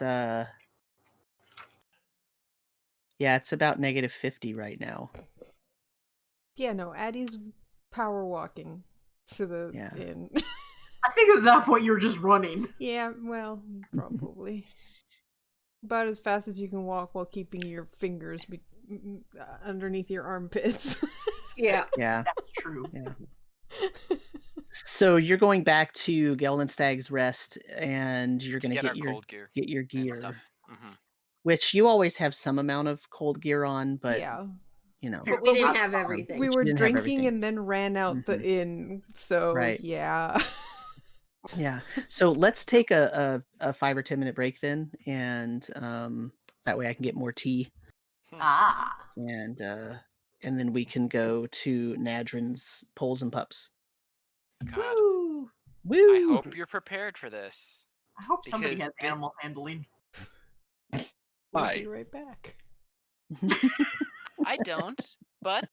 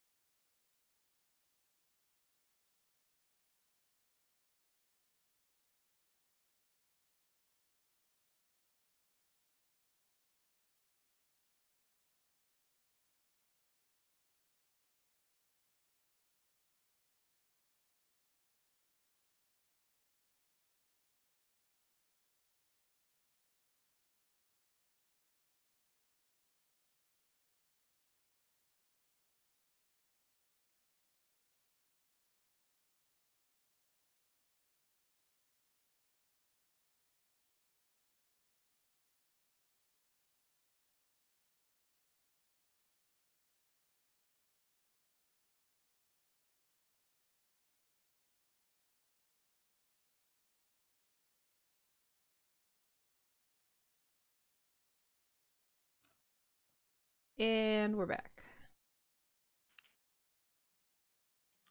Hello, welcome back to Eternal Night, the Rime of the Frostmaiden campaign.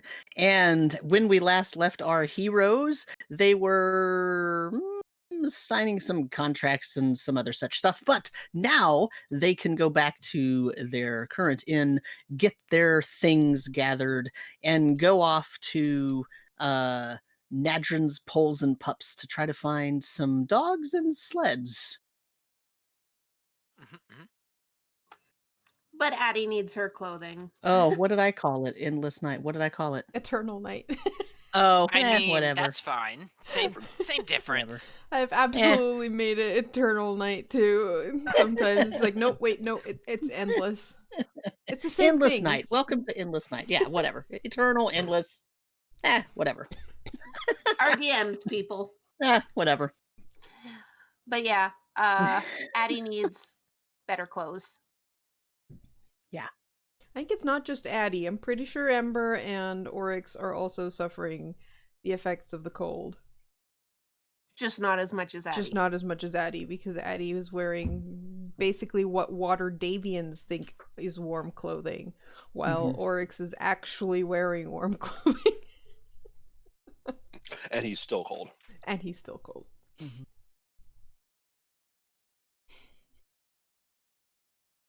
Let's just get our shit. Do we see Myrtle reading as we enter the inn again? She is cleaning up the place, actually. Okay. I mean, she's not reading. They did kind of leave a mess behind. You know what? The beersicles are probably not going to melt anytime soon. Anytime. So she could totally use them as table toppers. Doesn't that melt naturally after an hour? But Unless the Karu, it's in sub. No, it's not, 'cause it's zero. inside. No, it's not. It's inside. I know it's cold inside, but it's not. I'm gonna grab a couple. If there's any beer shards lying around, I'm gonna grab a couple and put them in my snow box. Oh wait! Here, let me help. This way we know we'll have a couple.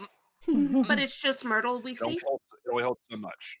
Yeah, it's just Myrtle cleaning. Okay. Why would there be more than just Myrtle? I'm gonna look at Oryx and be like, "Do you want one in the shape of an elk?" Yes, please. And then I'm going to make one in the shape of an elk. I'm just heading upstairs to grab my shit. Yeah, it is too. I get very carefully in the box, and then go get back. I love it. Eddie gets into the room, waits for Sig to get in, closes the door, and turns to Sig and going, "Ooh. All right, so what's your secret? Do you have a magical item?"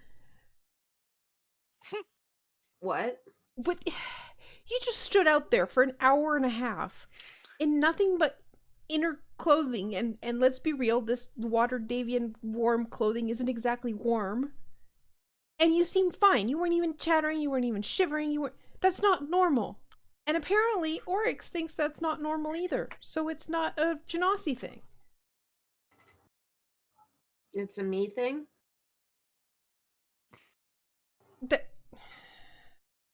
It's a you thing.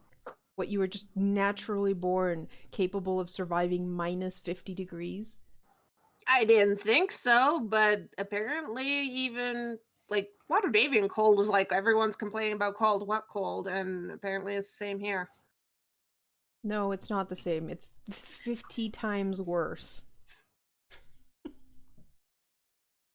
It's about the same. Are you sure it's not some magical item that you picked up on the way here, given to you by my dad, that you could maybe give to me for a while? No, it's not a magical item. If it was, I would have been taunting you with it while we were walking to the inn. Let's be real here. So you just found out that you can survive in sub-zero temperatures just like that? Apparently. Again, cold has never been an issue for me. It's not it started here. I just didn't realize the extent until I got here, but I'm not complaining. No, I suppose you're not. You're doing enough complaining for both of us, apparently. Do you think you have the same thing Bitter has? Because Bitter doesn't seem affected by the cold either, but... Bitter has magic. I don't know why I do this. Yeah. I don't know what his tiefling heritage has given him either. Could be that. Blue skin. Well, that's kind of a hard... Hooves, yeah. He does look like a goat. Is that rude to say? No. Bitter, stop listening in on someone else's conversation. It's rude as fuck. But that's how you get the good information. Stop Fuck you, talking about Ember. me then. Okay, fine. Now shut up. Myrtle looks over at Bitter and says, "See, you listen too. You eavesdrop too. I don't know why you stopped me from doing it before." Yeah, because that was them having a moment. That's what they're doing now too, and then still you're listening and butting in. You're not even just listening, you're butting in. You're an eavesdropper extraordinaire. Admit it. You know she's right. You know, And you too, all of you. You all pretend like you're not busybodies, but you're busybodies just like me. Except maybe him. Him over there. He's very quiet and he just sits in the corner. I'll bet he's watching everything and he knows everything that's happening. you know, And then she just turns and walks. She doesn't even wait for your answer. She just turns and leaves the room. I am gonna Wrong like. about me. Oh, I am definitely gonna follow her and be like, you know, I like you more than I expected to. Ember's like, I never said I wasn't. Meanwhile, once Sig hears that the others have walked away and are distracted, she just looks at Addie and is like, "I'm sorry, but that lady, I don't trust her. There is something about her, and I don't know what it is." Looks like we lost Craig again. She turns to Bitter when he says that, and she pats him on the shoulder and says, "Oh, I like you too, dear." And then she just turns and walks away. Oh, I love this lady. I me too. This is my favorite inn so far. My name is Ember, and this is my favorite inn in 10 towns. You know, you could probably get free rooms here if you endorsed it. Well, I'm pretty sure we already have rooms because someone paid for drinks and got drunk. I don't know what you're talking about. Crunch, crunch, crunch. The amount of lines I have in our bot spam thing just pleading Craig to behave. Craig, come back! Summon Craig. Anyways, Addie, just get your clothes on. We'll Yep. make sure the others actually grab their shit. Are we gonna... What do you think? Should we stay here tonight? I think at this point, once we get the dogs and get everything handled, it might be better to leave in the morning, because the dogs are probably on a relatively normal sleep schedule. Yes, you're correct. And if we have dogs, then it might be better to move during the day. I don't think... And they can guard things. Stop eavesdropping! I'm... Stop planning party things without us then. While we're getting our clothes on. Fuck I mean, off. we're probably walking down by now, and I mean, I don't think it's going to be Yeah. that much of a I'm difference if pretty we sure wait. if you were putting clothes on, Ember would just cover his eyes and go, "Okay, but quit planning party stuff without us then." We're just putting on our outerwear. It's not like we're getting undressed. Well, of course, then you get colder. Eh. Wait, what? Okay, then you're supposed to get colder. Yeah, well, apparently some Yeah. people don't. Wait, you too? And I'm just gonna look over. Huh. I'm gonna hold out a hand.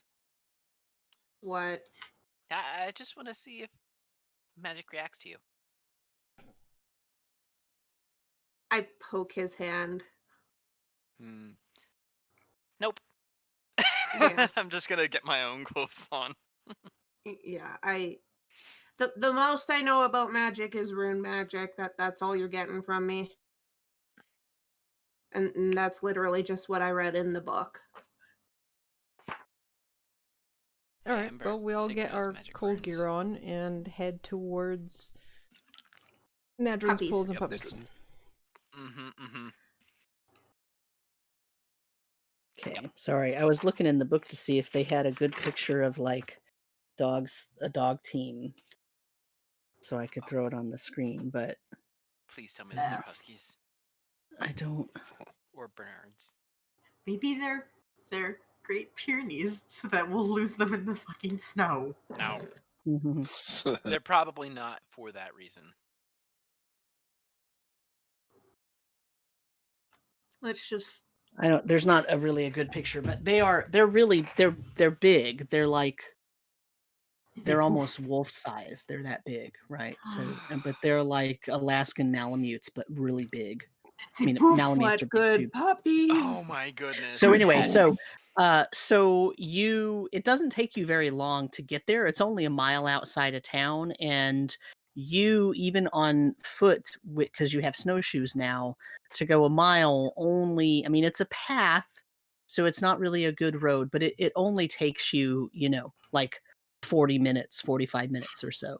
The weather is not horrible. It's a tad bit windy, but it's not snowing. It's not storming. It is completely overcast. It's So it's it's fairly dark. Okay, but it's not difficult to travel.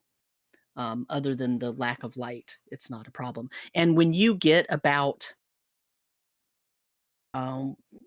relatively close to the place, you see a lot of light, sort of ambient light, because the owner of the kennel has a lot of northern and torches going. So Mm-hmm. you see it from pretty far off. Not miles, but you see it when you get about halfway there. You start to see the glow in the distance, right? And by the time you get a little closer to it, you can tell that it's a nice little enclosed area. They've used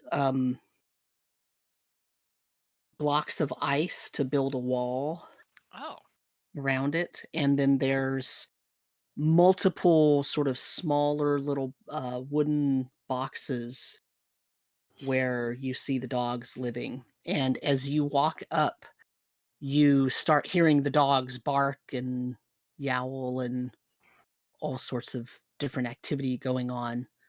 And as they start to do that, someone comes out of a very small, basically what amounts to a shack, a little cottage, and they're holding a lantern and they're saying, "Okay, who's out there? I know the dog's noise. What's going on?" And then he sees you.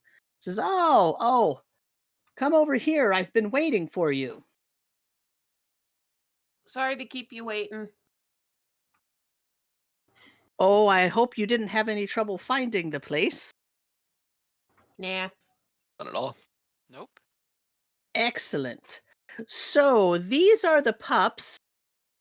And he does a little whistle with his mouth. He doesn't pull out a whistle. He just whistles, and then he snaps his fingers twice, and basically all at the same time, you see about 60 heads pop out of their little houses and look out at him.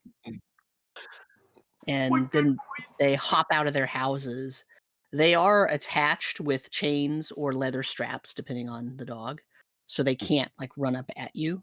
But they sort of get out, and then they kind of sniff the air, and then they sit next to their house. And he says, "I can show you around, and you can pick your own. How many are you going to want? So we do have the beaks, Excuse me? The beaks. We have axe beaks too."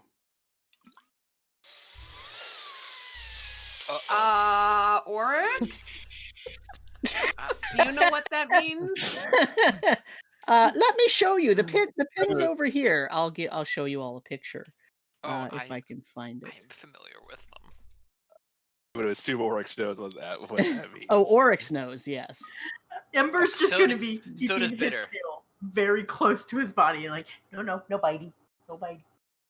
I'm sure Good there doggo. is. No bitey. I'm sure there's a picture here. I just gotta find it. Mm-hmm.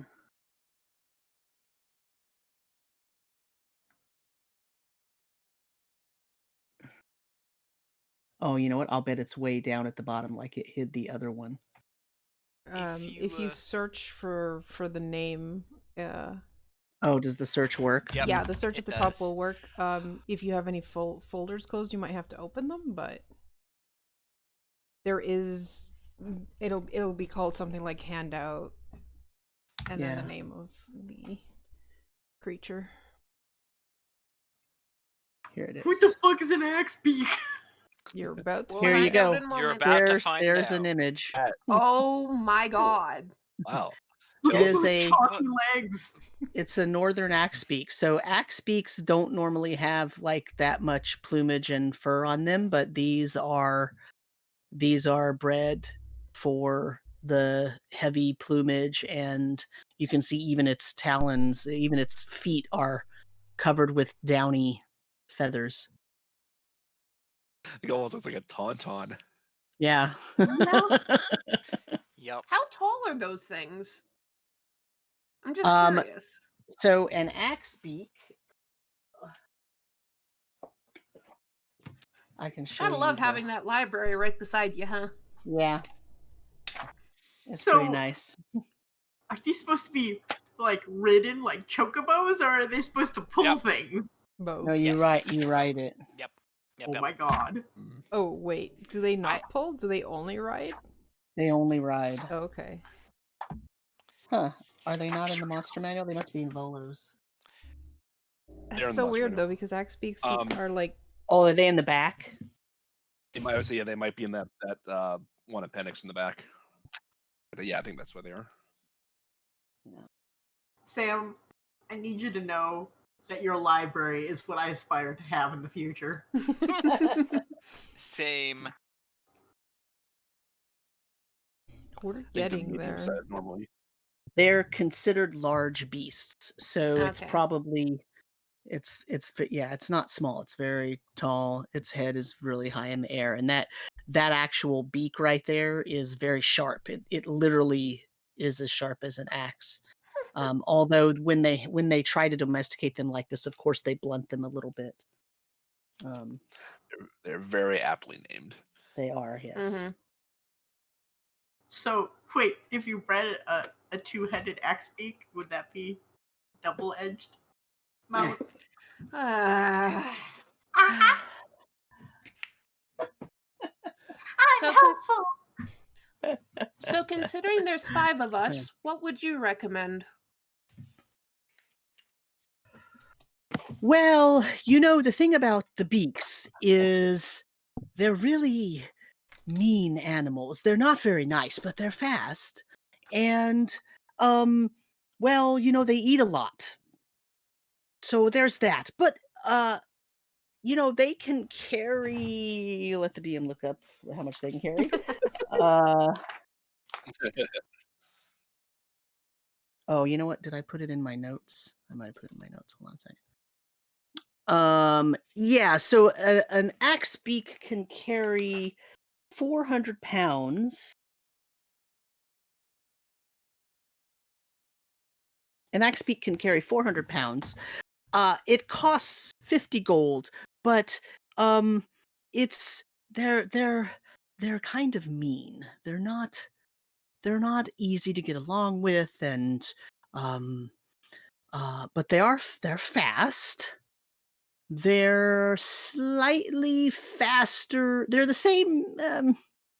They're the same speed as a good dog team on a good road and on a bad road.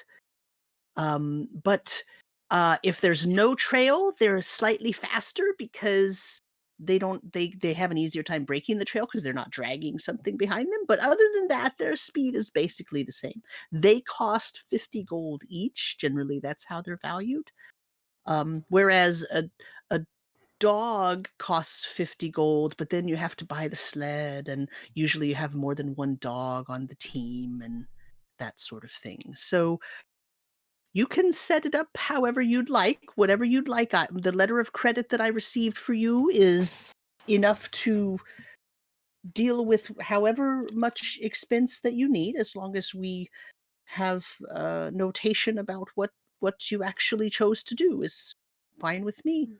I try to keep my dogs as the healthiest that I can, and they are very well bred, and they're very easy to get to know, and they are not aggressive Dogs. unless they have to defend themselves. And the Axebeaks are aggressive, even if they don't have to defend themselves.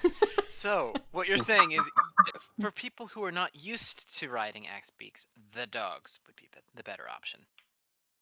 Or for someone who's going to load up a large sled with a lot of equipment, then the dogs are the better, because the Axebeak, while it can carry 400 pounds, but you have to put that in a relatively small package, and that includes the weight of the rider. So you biggins might be a little heavy.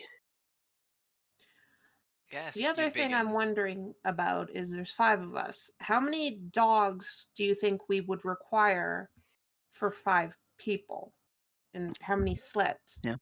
So this is out of character. So the way that so there's 2 different size sleds. There's a regular sled and there's a large sled. The only advantage that the large sled has is that the small sled can only have 1 PC on it at a time. A large sled can have 2.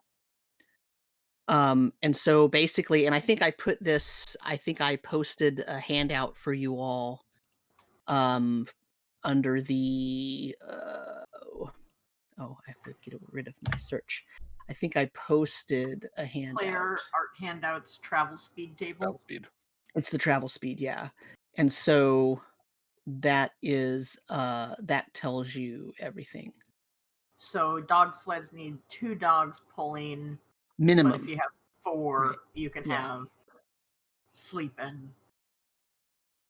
Right. But what did 2 dogs resting do while the other 2 are running? They sit in the sled. That's the thing. Okay. Right. So that's why you would need a large sled for. So the thing is that the dogs get tired, right? Uh-huh.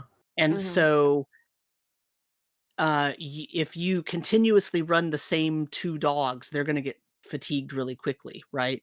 And so the book has this, once again, it has these kind of weird rules. But so this is my sort of alternate rules for this that I feel like works a little bit better, is a little bit more realistic.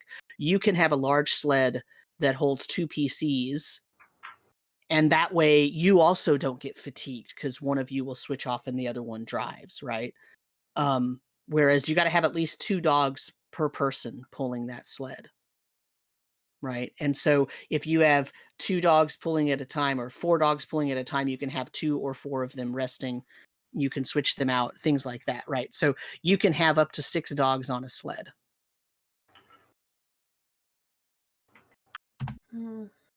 So if we wanted all of the PCs to ride, we could do, I guess, there's like 5 of us, 4 of us. Yeah, so we'd need 3 sleds. So we'd either need 3 large sleds or 2 large sleds and 1 person with an axe beak.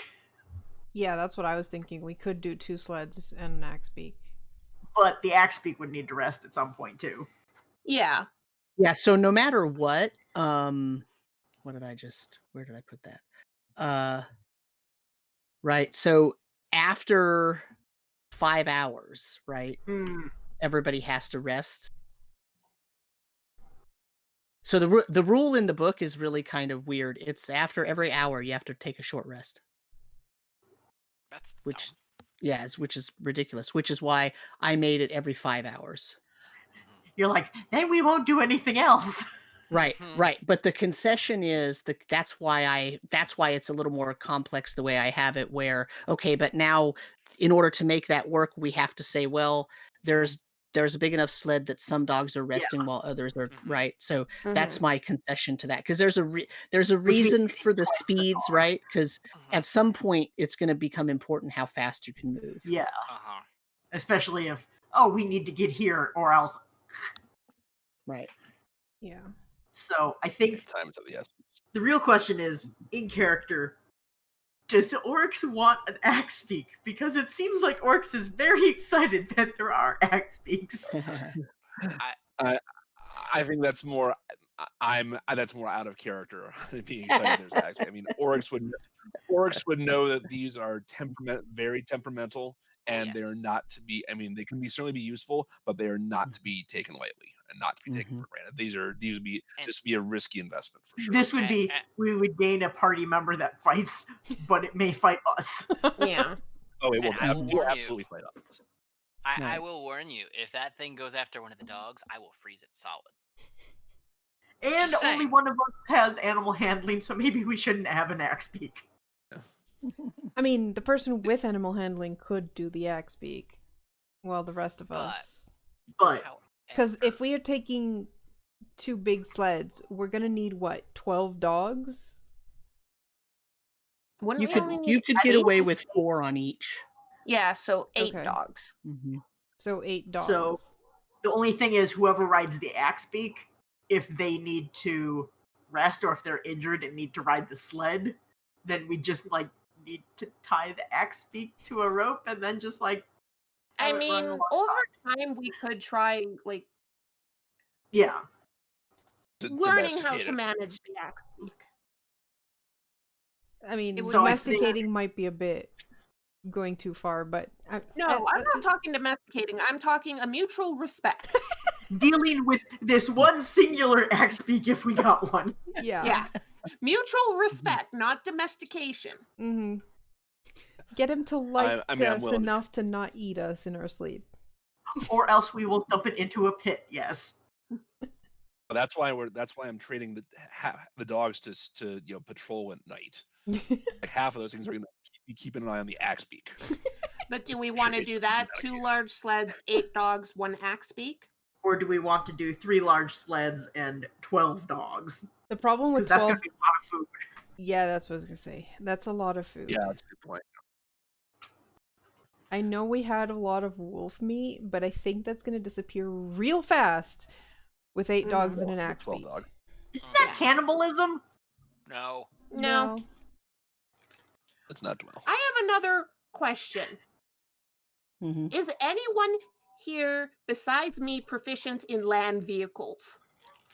That's a thing you could be proficient in? Yes. It is. Yes. And no. I'm not. I think pie, that's a no. I was just curious because yes, I actually have proficiency in land vehicles. Great. I'm You're gonna driving. be the navigator. I'm gonna have to teach everyone how to drive these things, aren't I? Uh-huh. Yeah. Mm-hmm. And yes, Pi, that's the thing. I have a military background. Yeah, I always look at that and go, that's useless. No, Until it it's not. It really isn't. Until it's not. Until it's not. Exactly. This actually also counts with riding like horses and shit too. Mhm. So technically, I would Yep. be proficient in riding the axe beak. I just don't have animal handling.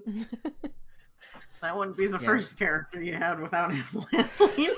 Listen, at least this character doesn't spook animals by being near them. Yeah. Oh yeah, I wonder if Bitter's gonna do that. What? Why would I? It's a little different. Oh, okay.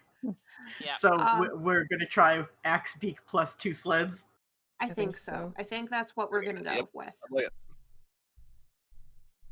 I would. Do you have notes on how to best care for these animals as well? That way we have like Crash course. Yeah. Yes. So the dogs are just what you would expect. They can go for a very long time, but they'll run to exhaustion if they see you as the alpha. So you have to take care to not let them run themselves to exhaustion. And otherwise they'll eat once or twice a day depending on how you do it. Normally I feed them in the morning when I get up and I feed them at night. And it's really just this one bowl of food, and he sort of picks up this bowl that's the size of maybe a foot across a dinner plate, right? And he says they need frequent water. Make sure their water doesn't freeze on them, and that's okay. And yeah, so make sure their paws don't get any ice stuck in them that could cause danger to their damage to their pads. And they like to be brushed. I do brush them, so if you're sitting by the fire at night and you're brushing them, then they'll probably like that quite a bit. I treat them like working pets. I don't treat them like working animals. I treat them like working pets. Now the axe beaks, are a little bit different. They are a little bit more standoffish, and they've been domesticated as much as they can be, in that they'll take a saddle, but they don't really like to be ridden all that much. But they will let you ride them once they've gotten used to you, right? Once you've broken them in, so to speak. And they will eat at all times. If you stop wherever you've stopped, just tie them off to a tree and they'll eat whatever's around. And then they'll need some fresh meat or something about once every 2 days minimum. But it's a lot, not just a little piece. So like a whole wolf. Maybe not that much, but yeah, a big chunk. Yes, Okay. a quarter maybe. All right. I'm just laughing silently at the notion of tying a creature called an axe beak to a tree. Yeah. If it wants to get away, it'll get away. Yeah, okay, that's fair. You don't tie it to a tree, you chain it to a tree. I think the problem wasn't what were you timing with. I think the problem was the tree. Yeah. All right. Well, Oryx, I think you should be the one to pick out the axe beak. Get a feel for Find one the ones he has. Yeah. Ones that will listen to you the best. Yeah. Mm-hmm. Yeah. And we. I mean, for the dogs, I was gonna look for ones that were particularly spirited. For an axe beak, I'm like, let's look for one that's, not too docile, but won't like shoot. It doesn't look like he wants to kill you immediately. Yeah, immediately. Yeah. At least put up being in the same square mile as him. Yeah. So if we need 8 dogs, does that mean if Oryx picks out the axe beak, each of the rest of us gets to pick out 2 dogs? Yes. Oh no. Sam, what have you done? Sam, you fool. You've tripled the length of every combat from now on, is what you've done. Madrin says, so I don't really name them.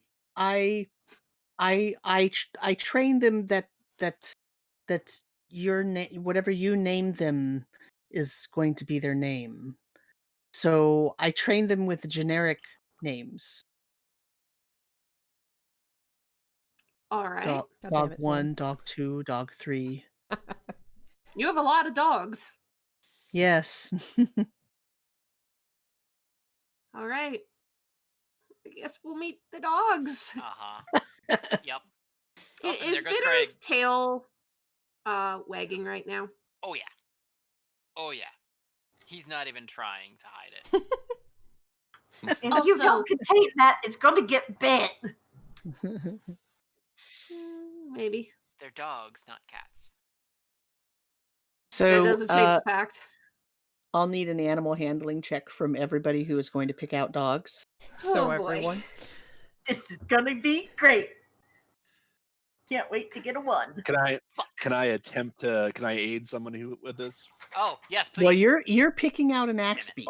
Yeah. Oh, okay. Yeah. Okay, got it. All right. Thank the gods.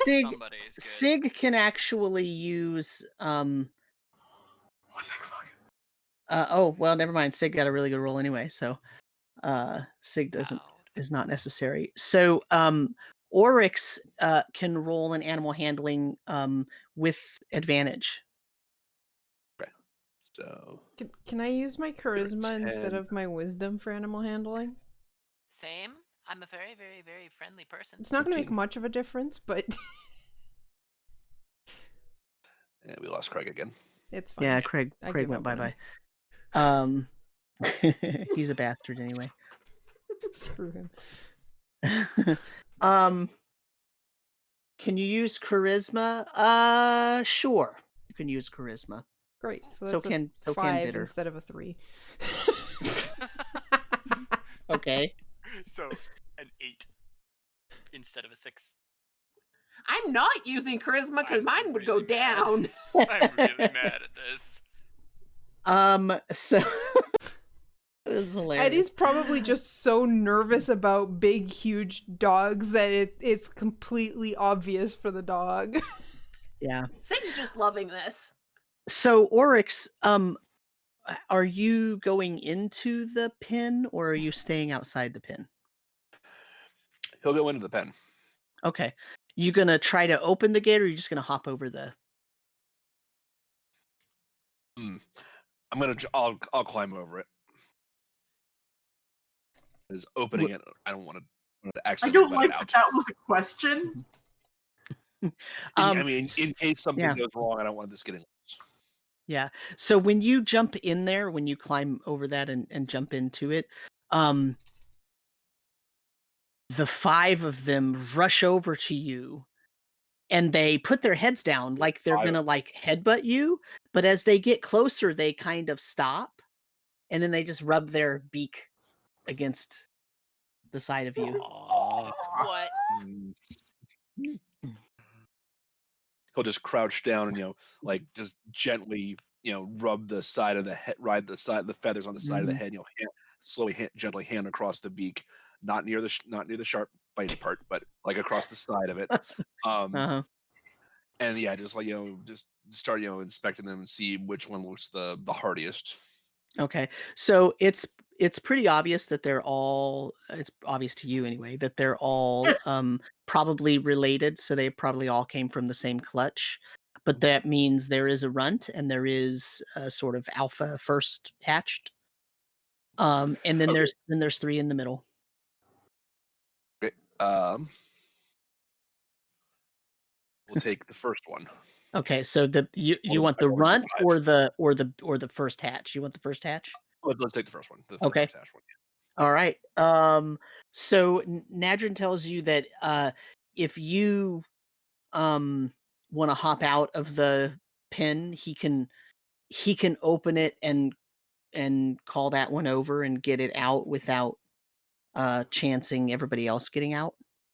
No, hop back out. Okay. So he does that, and you notice he has like a stick of like beef jerky, right? And he's kind of calls one over, and then he has to take like almost a poking rod and like push the other ones back with it so that they don't come through. And the other one comes out, and when it comes out of the gate, it runs right over to you, and it like rubs its head on your shoulder. He'll take the jerky stick and feed it. Okay. So that one's yours. So Sig has no problem identifying 2 dogs that are really well behaved and sort of had the look in their eye that was pick me kind of thing. I'm the perfect dog for you. They're getting all the scritches right now. And Ember finds a couple that it seems like they're not so interested in just sniffing his butt. All the other ones are kind of just like, they seem like they're really they're trying to pull I'm a dog and I'm alpha over a cat, but there are a couple that you find that aren't just doing that every moment. And then there's Bitterfrost and Addie. You both have looked at every single dog twice. And now you're standing back in front of the group. Sig has her 2 dogs. Ember has his 2. Oryx is off riding the axe beak and figuring out how to control it and take care of it all. And you're having trouble choosing. It's more like having trouble limiting myself to 2. Okay, that's fine too. So the question is, do you want to pick 2 or do you want help from Sig or I want help Ember? from Sig. Okay.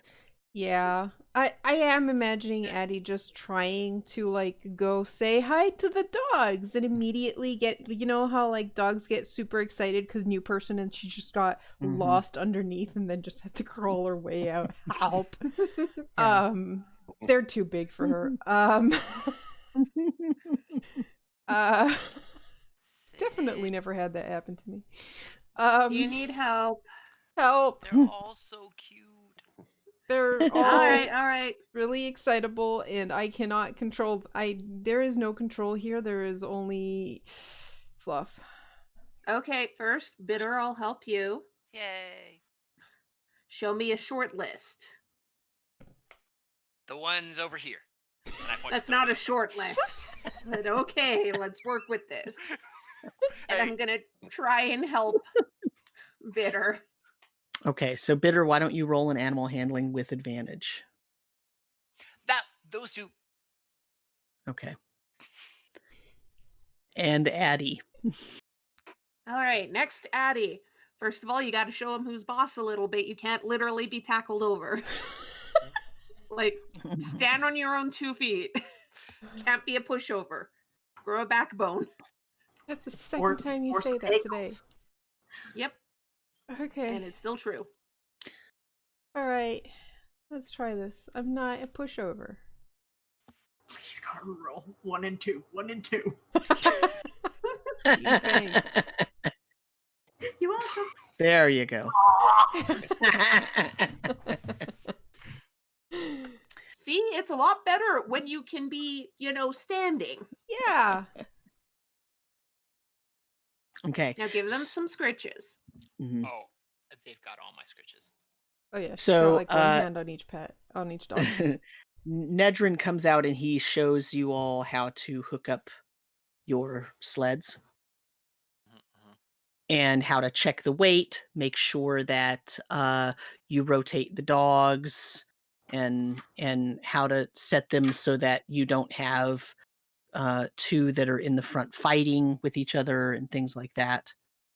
Meanwhile, Oryx comes riding up on this huge ass axe beak, and the axe beak opens its mouth and it makes that noise like a dinosaur almost. It kind of goes, but it's kind of cute because the thing's obviously kind of young a little bit. So it almost seems like a T-Rex that just realized it has tiny arms. But it has taken very well to Oryx. Nice. So there's no issues there. And Nedrin continues to teach you all how to, he's kind of talking constantly as he sets up the sleds and talks about how to know if you need more slack or less slack, how to do the rope, how to do the brake, how to signal them which way to go, all the training sounds and all that stuff that he's taught them over time. Sig is listening intently. She's basically using this day as a training day, and then tomorrow we'll actually leave town proper. Okay. They're very good puppies. Yes. I'm pretty sure Bitter's actually even taking notes. Yeah. So are you going to leave them all here tonight then? I think so. Okay. Also, Sig would ask is like, have you been to the other towns? Do you know of places in each town that we can leave the dogs for the night if we stop at an inn, or what do you recommend there? Yeah, so most towns will let you leave your dogs in the stable, and they have a separate section for horses and dogs. There just aren't very many horses around these parts anymore. Since the winter came, it's really hard for them to survive very long. So there aren't that many horses, but there's still the stables that were here from before. And so most of them will let you house your dogs there and park your sled there. Okay. There are a couple of towns. There's 2 other towns with with breeders, with kennels, Care Koenig and East Haven, and they'll usually, they'll let you house your dogs there too. So if you needed to. And does anyone allow housing of an axe beak? That you know of. So the stables might let you, but it might cost a little bit more. But they'll just stay wherever you tie them up as long as you come back and give them some food. All right. So you can like tie them outside town if you feel safe doing it. Good to know. Just want to make sure we wouldn't deal with, door slammed in our face. There's enough of them around nowadays. I think people are used to seeing them. All right. Maybe. Fair enough. There aren't that many breeders, but they, because we can't get horses to stay alive, then these became the second choice. Mm-hmm. They're a bit hardier than a horse. Bit, yeah. Yeah. Mm-hmm. Thank you for all this, by the way. You're welcome. I mean, you're paying for it. Yeah, just not but right you're now. giving us all the info we need. Yeah. So okay, well, I appreciate it, and yeah. So, do you want to take the axe beak tonight, or are you going to leave the axe beak too? We'll leave it here. Okay. Actually, no. I'll take it with me. Okay. Bond with it a bit. Okay. All right. Well, I will. I'll put your sleds over here, and I'll cover them up with a tarp, and we'll put your dogs back in their houses. And you remember we'll be back in the morning. Make sure you remember which ones you got. And he kind of looks at Addie and Bitter. Oh, Bitter has not left these dogs. I'll make sure they remember as well. Meanwhile, Sig just goes back to giving scritches to the two she picked out because they are good pups. Mm-hmm. Bitter will look at the breeder and be like, "Could you also include a grooming kit, since you said they like to be brushed by the fire?" Sure. I'll throw a couple of those in. Sure. We have to make sure to take good care of them, and I'm gonna look back at the rest as well. Oh, of course.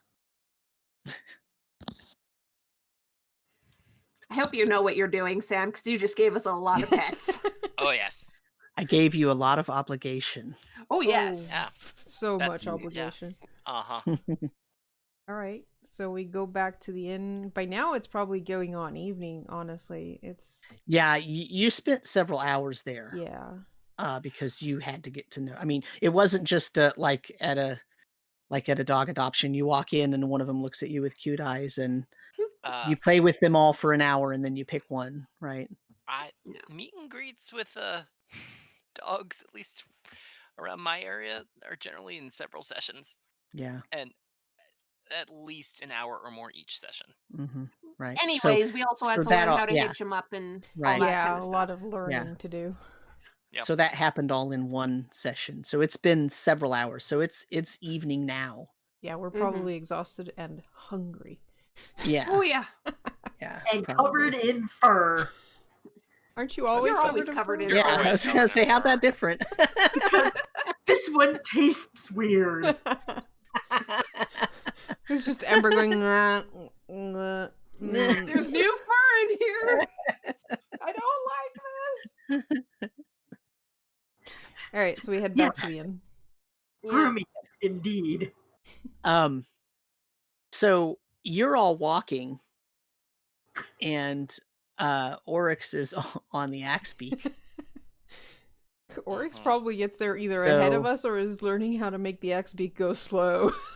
Yeah, so I mean, the axe beak on the open road, when you first get out of the ice skates that he had, the axe beak goes and takes off and just, I mean, like zoom. Beep, beep. Yeah, it's basically. Yeah. Gotta burn off some energy. Yeah, and then Oryx has control. It's not like the thing isn't controllable, but it's like an old greyhound that's on the track again. Yeah. It's got the zoomies.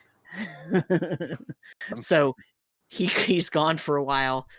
Gets all the way to Bryn Shander and then comes back. I told they didn't keep up. I gotta go back for them. All right, hang on.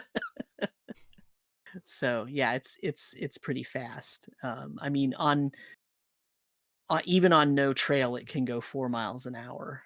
So yeah, and you're walking a half mile an hour. So yeah, or actually, I think 1.5. Yeah. So oh no, on a no trail with shoes, you're still at 1 mile an hour. So yeah, it can go 4 times faster than you. Me. So yeah.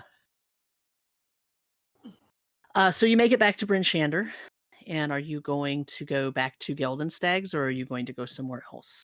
Nope. No, Going we back. said we'd go back to Geldenstags. Okay. So that's where we're going.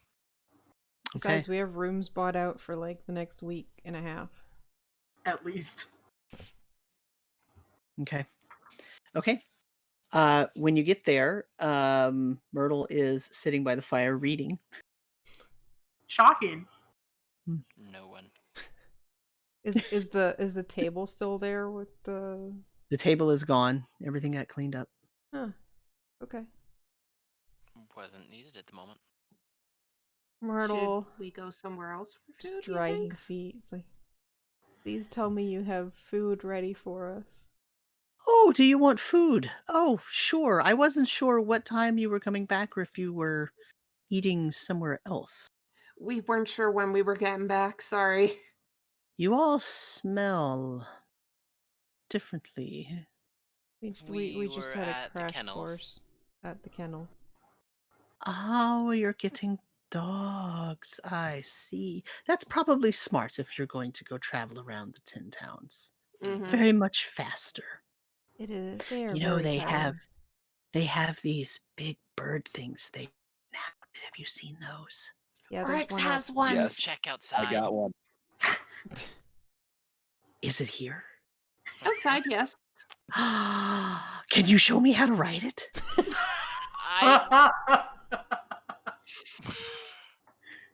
Sure. Oh, Oryx, you That fool. would be I assume that'd be worth the price of a meal for all of us. Sure. Let me boy. let me get some food going, and then after you eat, we'll go out. For a All right. testament. Make sure this little old lady doesn't break her back. Please. She'll be fine. She's a native of 10 towns. They're a little bit hardier than Waterdeepians. She goes back into the kitchen and she takes about 10-15 minutes, and then she comes out and she says, well, I don't have a whole lot, but I do have this stew and this preserved platter, and then I have these fruits. And so she kind of brings out 3 big plates.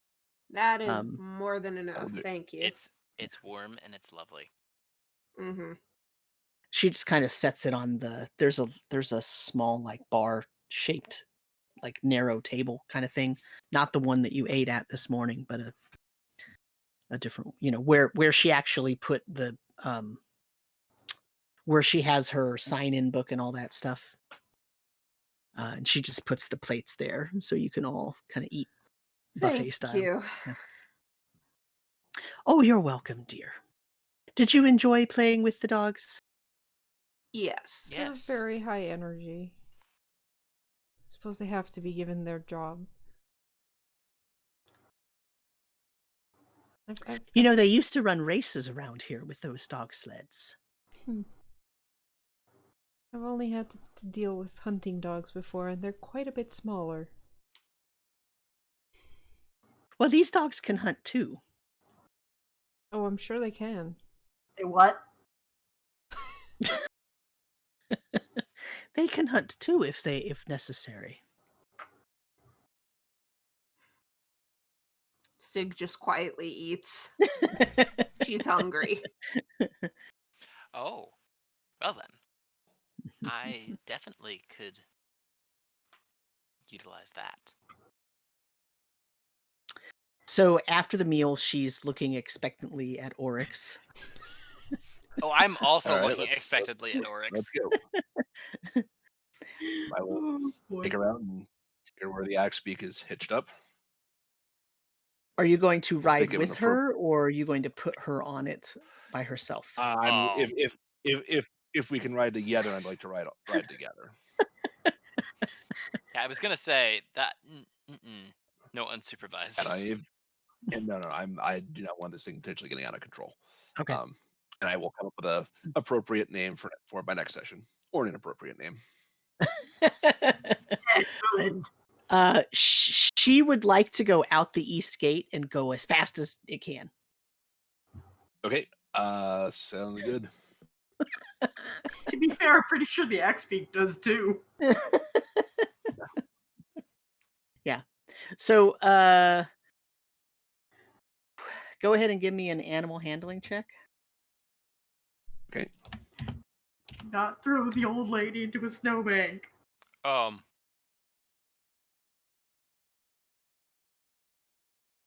thank God. Okay. There's a couple times where she Panics.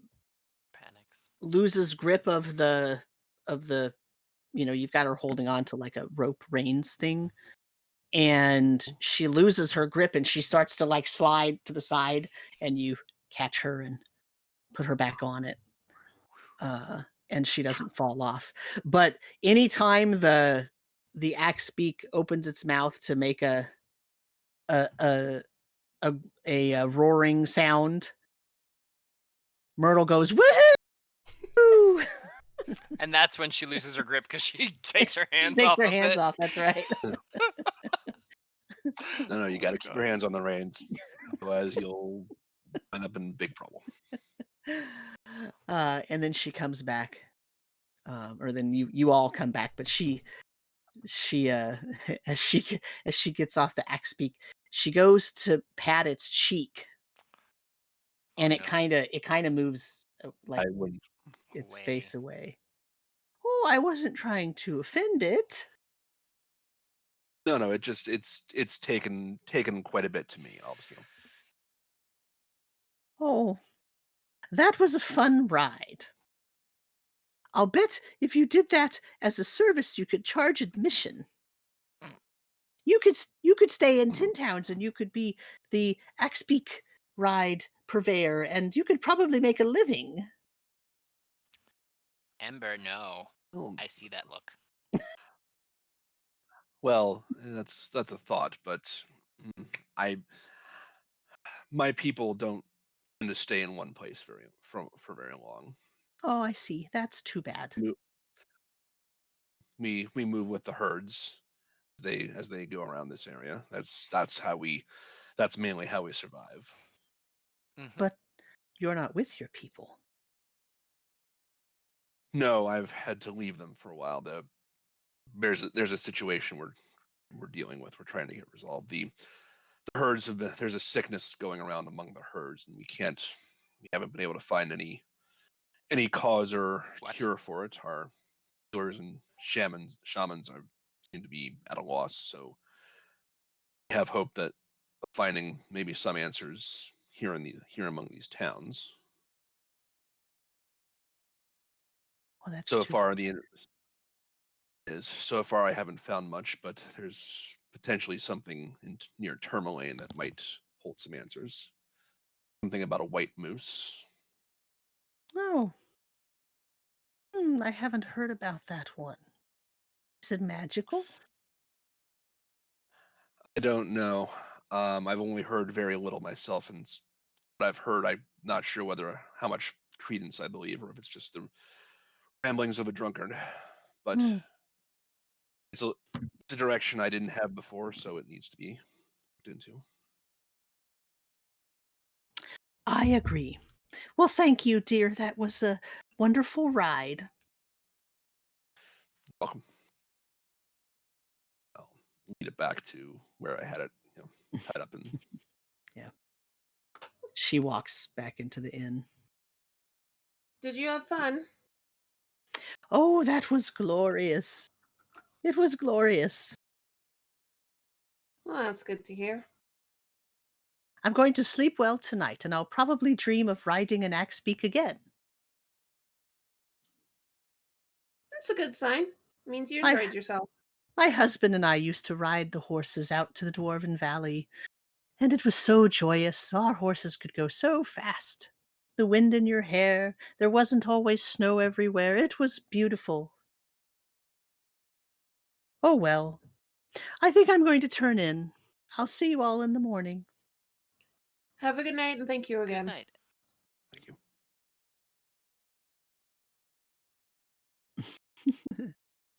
So anything else you want to do this evening before you turn in? I would just like to spend a half an hour thinking of dog names before bed. Oh, Sig already has names. I'm sure Ember is going to be using this grooming kit on himself to get rid of all this weird extra fur. I mean,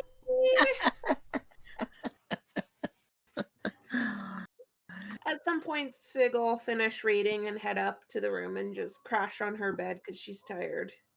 Okay. It's weird, the lady going to sleep before we did tonight. Mm-hmm. Did she go up to the 3rd floor? No, she went back through the area where she always brings food out from. Okay. So she probably has a room back there. Not that it's any of our business. No. I was just curious. So that is the end of Hammer 16. And you wake up on Hammer 17, and it is hailing outside and -80 Oh boy. for the first hour of the day. If you eat, you will have stayed inside long enough for the temperature to rise up to about -50, -40 maybe. And it's now snowing. It's a light snow. There's not a ton of wind, but it is a snow. Okay. One thing Sig does first thing in the morning is use her new smith's tools just to very faintly carve some runes into her weapon and her shield. Okay. And when she has put the runes in, they have a faint glow when she puts her hand on them before the runes just stay where they are. Okay. Because I can finally do that. Neat.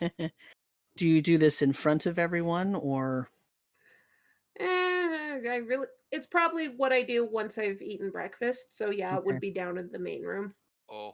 Okay. And she just kind of looks at her book once in a while to make sure she gets the runes looking right. Okay. Bitter Ember is watching watching with intently. great disappointment because you're not making printing press pieces. It's Listen, practice. I don't have the supplies for that. Yet. And technically speaking, I didn't agree to that. Yet. You just suggested it. But yeah, Sig just keeps going back and forth from her book to what she's putting on the shield and weapon. Okay. No magic, huh? I said rune magic. So what does that do? Let's see. This one, and Sig moves her shield so you can see it. Amusingly enough, this will come in handy. Out of character, it gives me advantage on animal handling and intimidation. I didn't plan that. And yet. Yeah. And that's just a passive thing. And if I activate it, it basically gives me extra strength and constitution for a minute. And then this one actually gives me advantage on insight. And I have dark vision now. Thank God. All this because you wrote on your sword? Yeah, this one's from sword. And in addition, if I activate the rune, I can use my reaction, and when I see a creature When a creature you can see ends its turn within 30 feet, I can use my reaction to force the creature to make a wisdom save. Unless it succeeds, it's charmed by me for a minute. Oh boy. So yeah, as Sig's explained this, the one on the shield is actually called the Frost Rune, and the one on her sword is called the Stone Rune. Oh, Fascinating. How do you activate them? Basically, it's just because I carved it in, it's a mental command. Oh. Oh, great. But yeah, it gives me some passive abilities, but it also allows me to activate them. And as I study this book more and get stronger, I'll be able to add more runes to different things. And in the long term, I'd actually be able to add runes to your guys' stuff too. what? A couple at least. It would take a while, but Bitter I can only definitely has I can his only dagger. sustain 2 runes right now. But in the long run, I'll be able to learn more, and I could put a rune on either a shield, a weapon, or armor. That dark vision one would come in handy. Yeah, don't worry, Oryx. You're my first. Once I'm able to sustain more runes, I will help you. Single orange tier. It's gonna take a while, but that's in the long run. Okay, I can still give you light. But yeah, that's what these are. That's what I've been studying for, honestly, a couple of years. Nice. Well, all that so you can see in the dark? Well, honestly, no, it's studying. Well, first I had to learn how to read giant. Like, Sig hands the book to Ember so Ember can look at it. It's all written in Giant. Oryx just kind of like has a startled moment when he hears you say giant. Like, this is giant magic. Yes. I actually started researching it to help my sister. Is your sister large? No, turns out she's a sorcerer. Oh. Listen, no one in my family had magic. She was born and she had magic, and we had to figure out what was going on with that. I mean, that kind of happens with sorcery. It just pops up. Yeah, it's not always. It turns out someone in our family in the past had something to do with giants, because apparently what she has is considered giant magic. Huh. So I started studying runes to help her. Interesting. They do not, from what I've heard, they do not share their magic willingly, and do not look most kindly on others who have it. Luckily, I'm from Waterdeep. There's books on everything in Waterdeep. So it would seem.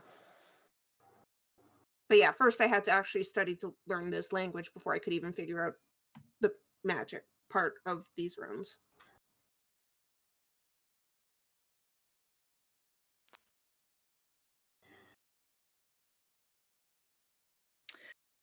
So, in the snow, are you all going to go get your animals and sleds? I think so. It's just the light snow. If we decide not to sled every time there's light snowing, I think we'll never get anywhere. Yeah, what was the point of the sled? Very slow campaign, yeah. Blizzard is one thing. Light snow is just, it's a Tuesday. Okay. It's Monday. So did you guys figure out names for your dogs? So we don't call them Dog 72 and Dog 43? Hut hut.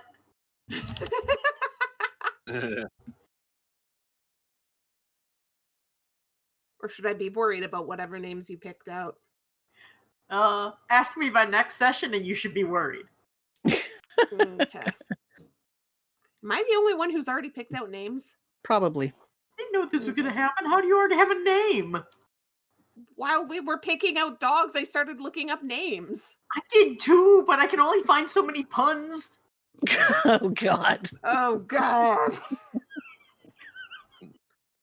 If it's any comfort, I'm leaning towards Cardi Beak for the axe beak. Probably. I I found a Scalifer. Oh, I hate you guys. My life is suffering. DM I- players pets. Mine Players actually are immediately make not DM punny. Well, then you're not trying hard enough. I'm trying Oh. very hard because these are important names to me. They're good ones. Astralis and Snowpaw are the two that I'm going for. Okay, so we don't have to play out you going back to the kennel and picking them up and coming back. We can play out once you leave Bryn Shander. Oh my god, do not name your dog Hercules. Please don't. Hercules. That's where this is going. Yep. Sam, welcome to the life of suffering. God. I will give you a serious name next time. At least one that will induce as little eye rolling as possible. Yeah, But so until then, until then I'll have to mute Ember. Yeah.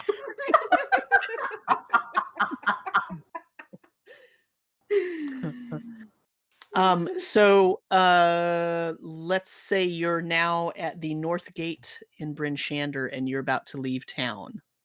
Okay. Is that fair? Is there anything else you want to do in town? Nope. I don't think so. So right now it's about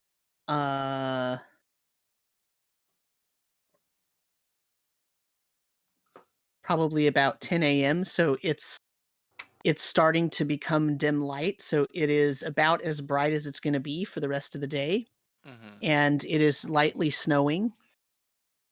So I'm assuming that Addie is going to give some light to Oryx.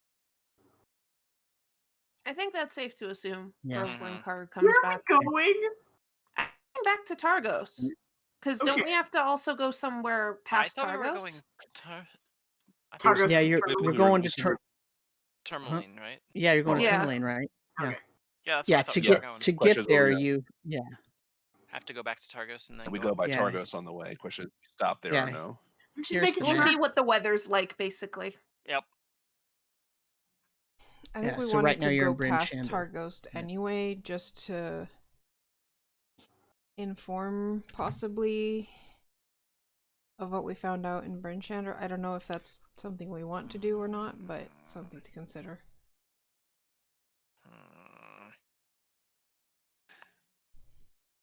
Are you going to stop in Targos? We I don't probably think should so. tell them what's been going on because we don't want them to not like us because we're gonna have to come back anyway. We could just tell them, we could just leave a message and say, hey, Yeah. we Continuing to were in Bryn research. Shander. Here's continuing investigations. Here's what we got so far. Now going to Tourmaline for more in search of more information. Yeah. So we haven't forgotten about it, but we're not staying, and here's our report so far. Who are you going to give your report to? The speaker.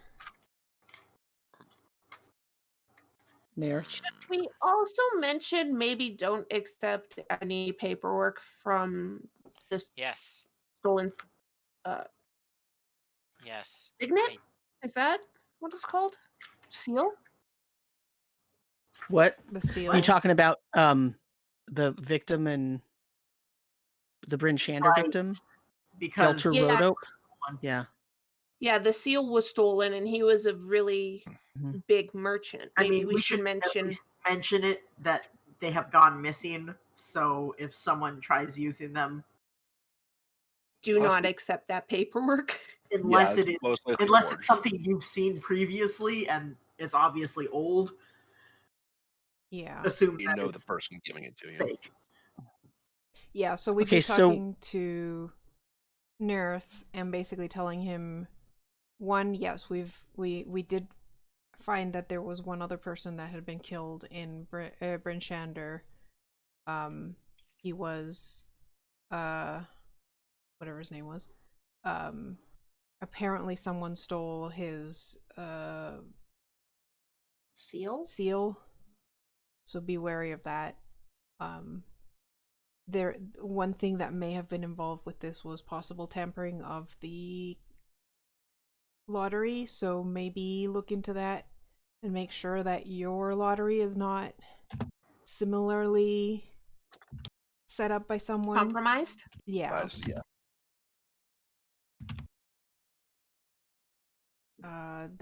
I think that's all we really needed to tell him, and that Did we want to try and find that guy's name that told us about the one in Bryn Shander? I don't I think for At now, this point, I leave would that not. guy anonymous. Yeah. No, I mean, like, not put that in the report, but, like, ride through and see if we can find out who lives there. I don't want to spook that You don't- guy.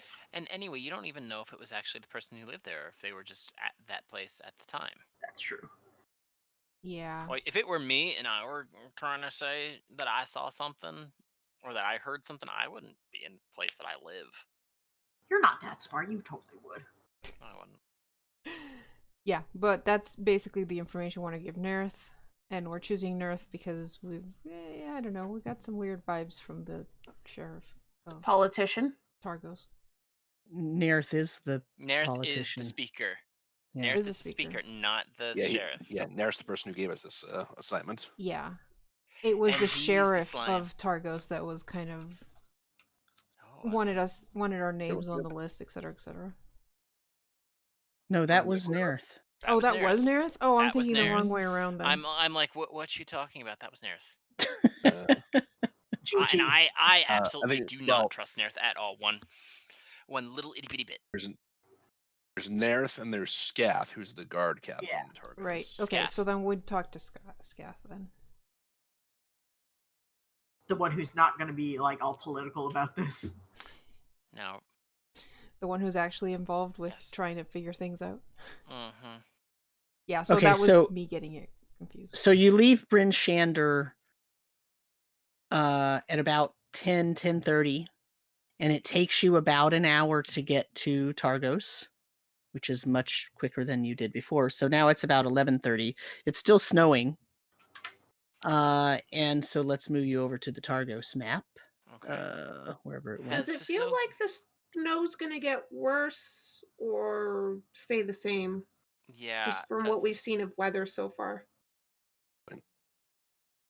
I mean, you can try to roll me a survival check Ooh. Okay. to I would see like if to. you can predict.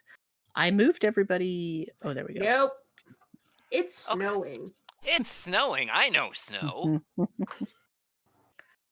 Oh, wow. Oryx and Bitter are locals. You can tell. Yep. He's so fluffy. Yeah, so it does feel like the wind is picking up a little bit and that it might get worse later today. Mm-hmm. I will definitely I don't know mention if that. to gauge like a sense of how much time we have before the really bad stuff comes back in, or Maybe a couple hours. It's really hard to tell. so potentially right as we're getting to Tourmaline. It's probably going to take you 2 hours to get to Tourmaline. And you have not talked to Scath yet. Yeah, honestly, Oh, okay. we might want to just keep our eyes on the storm as we're talking to him. Or we If could things just get- go. I mean, we could just skip Tourmaline skip Targos for now. I mean, we don't have much to tell. You can skip Targos. If you look at the map down at the bottom, it shows you the road. And this little loop right here, if you end up going over there to the right, that actually goes to Tourmaline. So it's not required that you go through Targos to actually get to Tourmaline. You can skip. I mean, if the Targos locals say altogether. we're tight on schedule, if we want to get to Tourmaline before the storm gets worse, then I'd vote let's continue. Yeah, same But here. we don't know how long that storm's going to last then. Yeah, and I don't want to get stuck in Targos. How are the dogs doing? They're fine. Okay, just want to make sure. It's only been an hour or so. Yeah. All right, let's keep going then. Mhm. Yeah, let's just get to mine. Hopefully before a storm hits.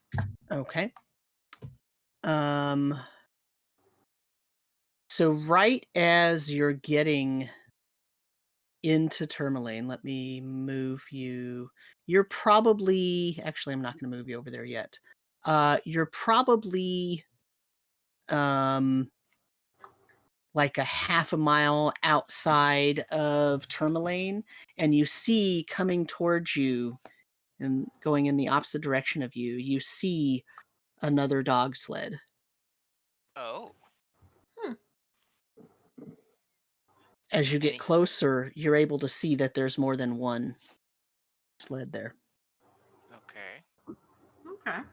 Does it look like Just- they're sledding with urgency? I mean, they're traveling at a pretty nice pace. Mm-hmm. But so are we. Yeah, we're most trying to most beat a people storm. do. Maybe they are Yeah. too. Just odd You do seating. you do see as you get closer, you can see as they're coming up real close, you see that the front sled has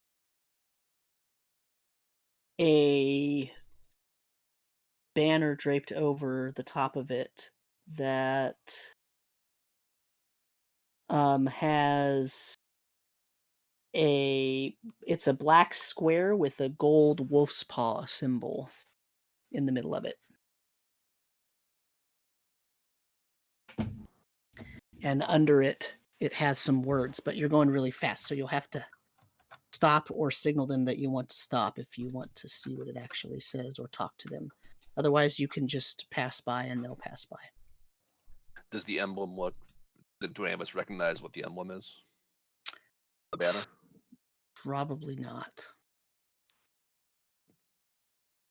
Considering we're trying to get to Targos, unless someone says something, Yeah, I'm just gonna Tourmaline. It's We should just keep going. It's possible Oryx or Bitterfrost have seen it before if you want to roll a history check. 7. Oh my god, nope. 1. That's a big nope. Yeah, no, it doesn't. It's not something that you remember seeing previously. Yeah. Then unless they want to talk to us, I would say we just keep moving on. Yeah, unless they're waving Okay. us down, then we're gonna just keep going and let them pass. They're not waving you down. They're just traveling on their way. It's got 3 sleds, and you see at least one person on each sled, and they've got 6 dogs on each sled. I just kind of make a mental note as we're going by what I can see. But besides that, they're traveling, we're traveling. It's a road between towns. Yep. Pretty Okay. much. So you come into Tourmaline. Let me throw the map over there to you. And you're coming in through from this road down here.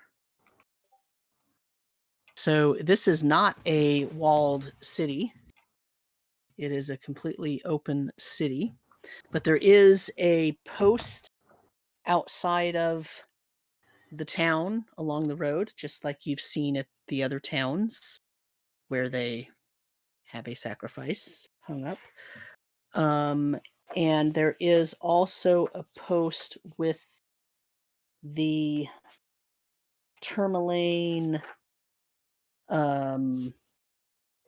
sigil or town symbol, which looks like this. I can show it to you here, wherever it is.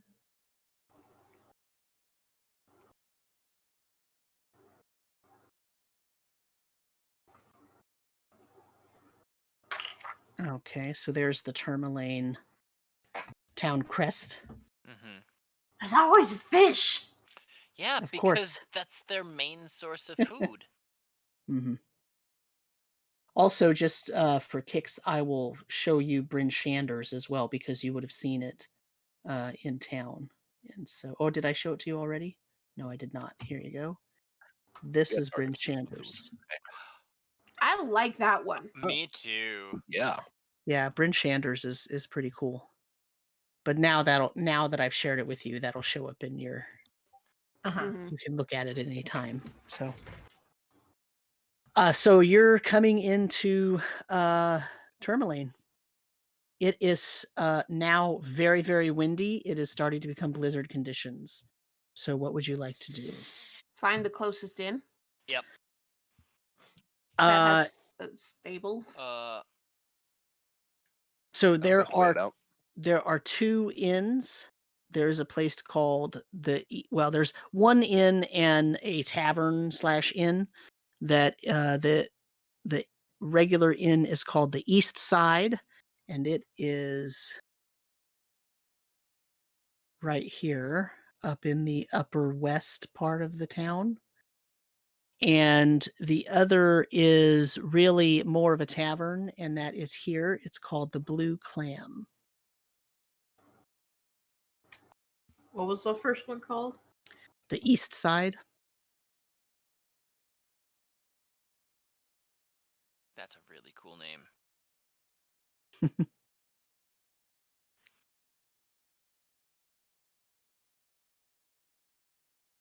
Yeah, whichever one's gonna probably have enough accommodations for Probably East And- Side, since Blue Yep. Clam seems to just be a tavern. Mm-hmm. Yeah, so the Blue Clam is a yeah, so I'll put a B right here where it is. It is mostly a tavern, but of course, just like any other kind of main fantasy town, most taverns have at least 1 or 2 rooms to rent as well. But if you're all in agreement, you can go up to the East Side. Mm-hmm.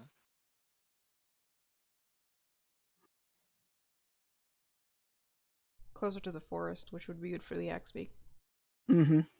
Yep. Yeah. So the when you walk up to it, it looks like these 2 buildings look like they are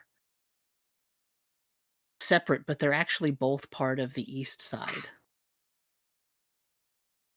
And so it's a relatively large structure. There is an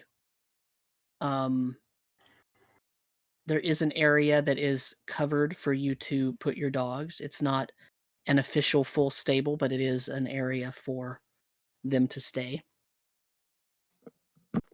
It's basically a covered barn, and there's hay and everything there, so you can put hay down for the dogs to sleep on and whatnot. It'll keep them relatively warm. Mm-hmm.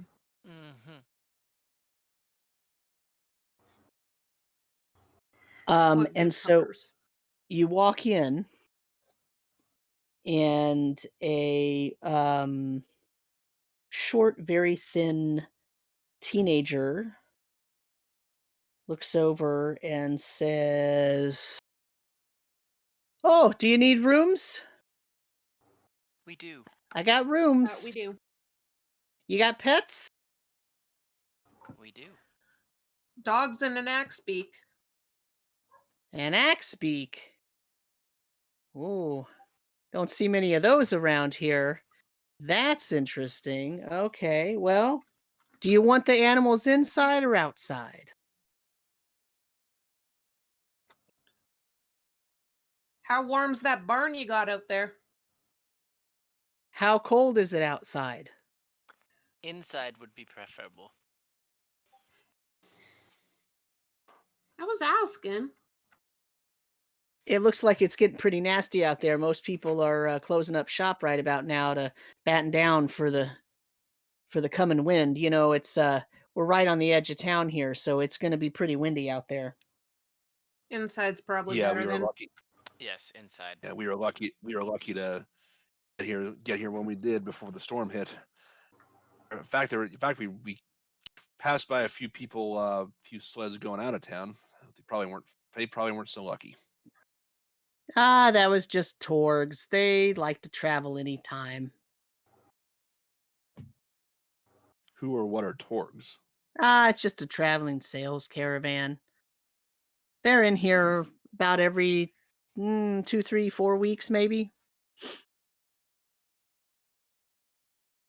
Hmm.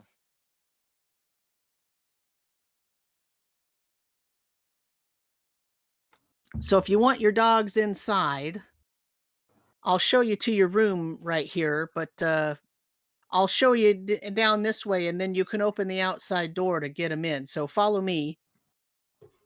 All right. Mm-hmm.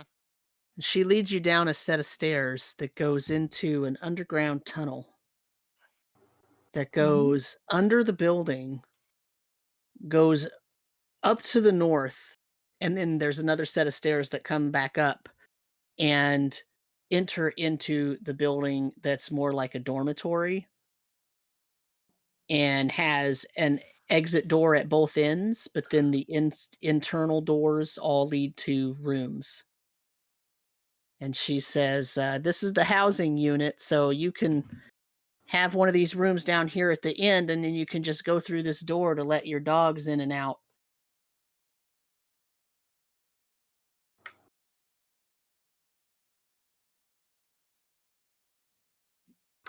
Perfect.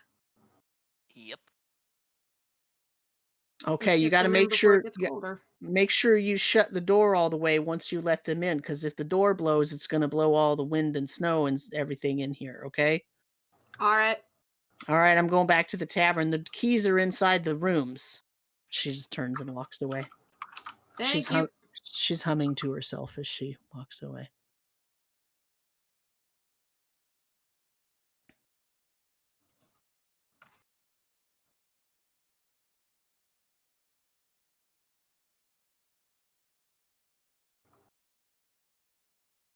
Well, we definitely should let our pups in.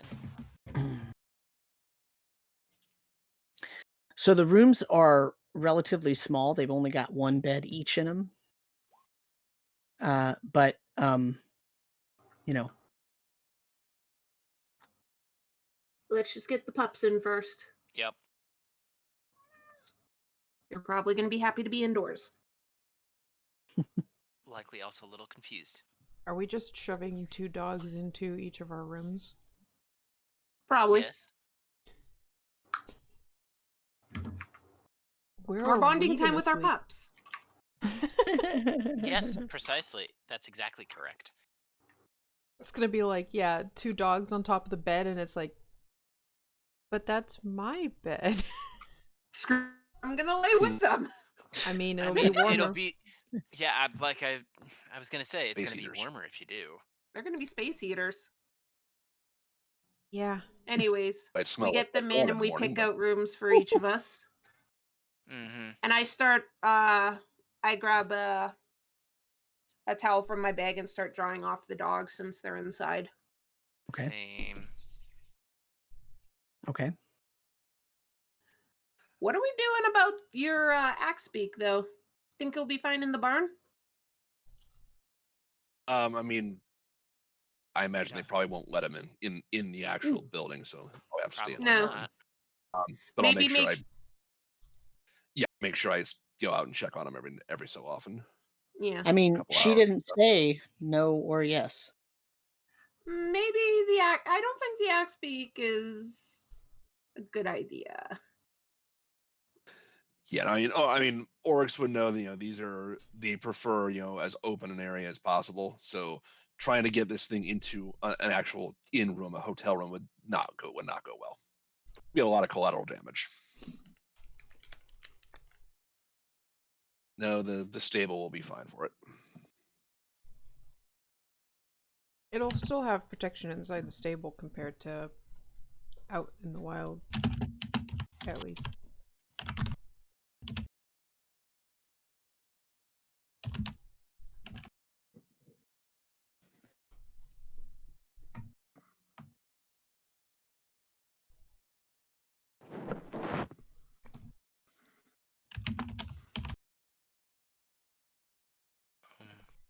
What?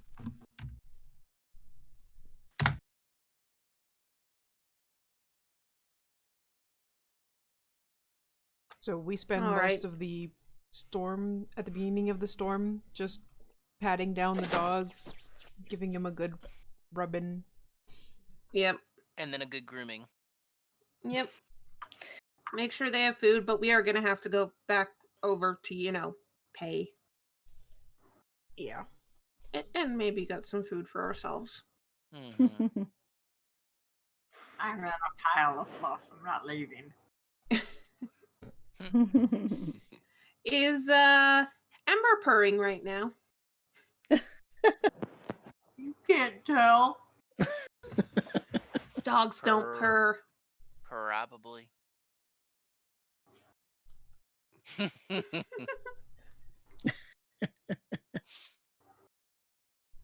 I think Addie's carrying most of our group funds, isn't she? Mm-hmm. Likely. Yeah, My question is, who's carrying the meat?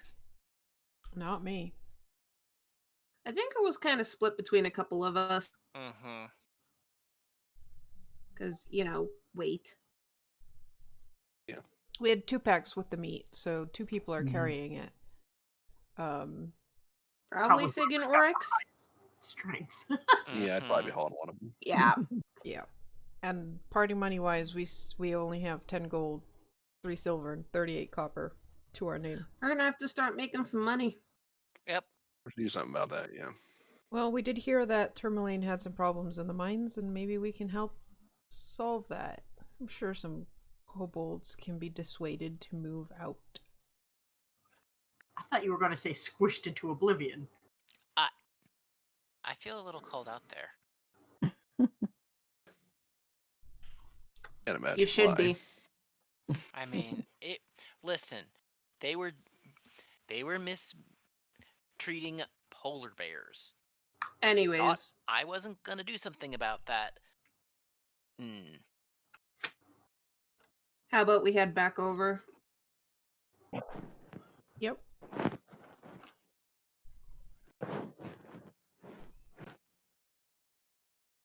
Karu, you didn't mute yourself.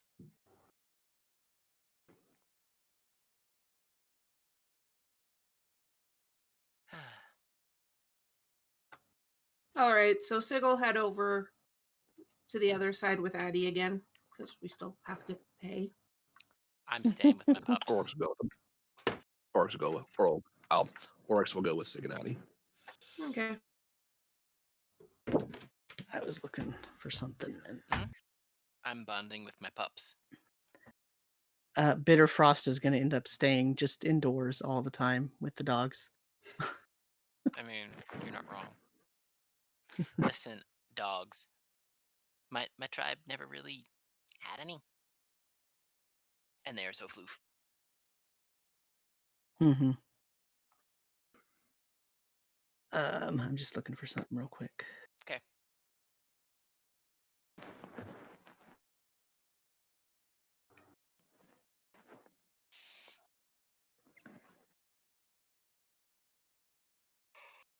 There we go. So we're taking up what, 5 rooms? 5 single rooms? I mean, we kind of have to. Yeah, that's what it seemed like. Because we didn't. There was only 1 bed per room. And then with dog. Yeah.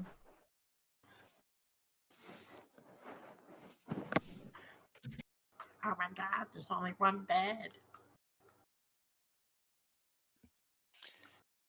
So It you was go. fairly small. Sorry. You go. Who all's going back into the inn? Me, Addie, and Sig. Okay. So the teenager says, did you get everything settled in? We did. Yes, thank you. Excellent, excellent. Well, my name is Marta, and this here is my inn. And the rooms cost 2 silver apiece. So however many rooms you're taking. I hand over a gold. Very good, very good. We also have food and drink. If you need anything, just let me know. Yes. You think you could manage food for 8 dogs as well? Well, I mean, scraps or actual good food? What are you asking for? Well, they did just have a long day of riding. So if you have good food.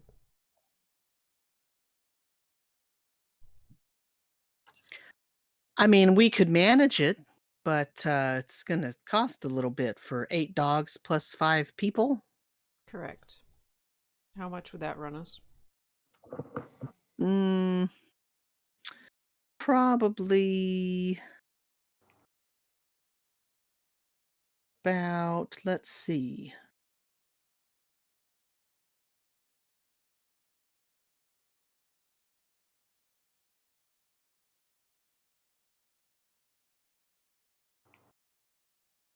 Probably about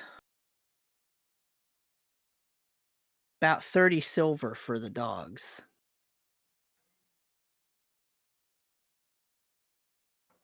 That's 3 gold, isn't it? Mm-hmm. Mm-hmm. That's a lot of money. Do you know any places in town that sell like dog food or meat? I mean, Or Is it the fish? same place? there are a lot of, fishmongers down by the docks if you just want to feed them fish. We could do that to begin with. they're probably pretty used to that? Yeah. They'll need more than just meat at some point, but Yeah. yeah, we might do that instead. Okay, whatever you want to do. We've got food, luckily for now, at least. But because we're not going out in that storm. What, like you're gonna notice? The visibility is basically 0. And I have never been here before. I'm not dumb. Not Well, to it's mention, warm in here and there's lots of food. So if you just want to sit around and wait for the storm to pass, you can do that. You've already paid for your room, so however you want to do it, it's fine with me. Good. Might as well.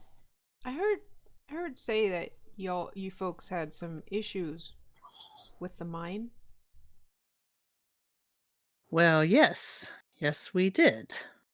As a matter of fact, who's been telling you those stories? Oh, just rumors we heard. Tavern. People speak a lot. Ah, I see. Word travels pretty fast then. Apparently. I guess folks don't have much more to do than gossip. No, I suppose they don't. Well, the Speaker Masthew, he he wants to keep everybody safe, so he closed down the mine. We're named for that mine. We've been mining tourmaline out of that mine for decades and decades. And a lot of people in town, we rely on that. And so it's really hurt us as a group to not be able to go in and mine and be able to trade. Even when this whole winter thing started, we were still mining until just a few days ago. Well, I don't know, there were some little dragonlings in there, little Kobolds. odd little creatures, and they scared all the miners, and the miners left, and well, one of them went missing, and I don't know. There's something about they think he fell down a well inside the mine or something. I don't know what's going on. But anyway, so the Speaker, he's been offering some money for people to go in and and try to clear out the mines, all the little dragonlings, get them out of there, I'm not sure really what's going on in there. I think So I think there's just some politics going on where they're trying to, make it so that we can't do things in town, and then maybe we'll elect a new speaker. That feels like something the current speaker wouldn't want happening. That's right, and I think that's why he's offering to pay everybody 50 gold to go in there and clear out everything that's happened. Ember, shush.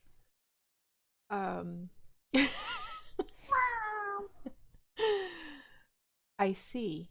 So the speaker, the local constabulary can't deal with the kobolds? Are there that many? She kind of looks around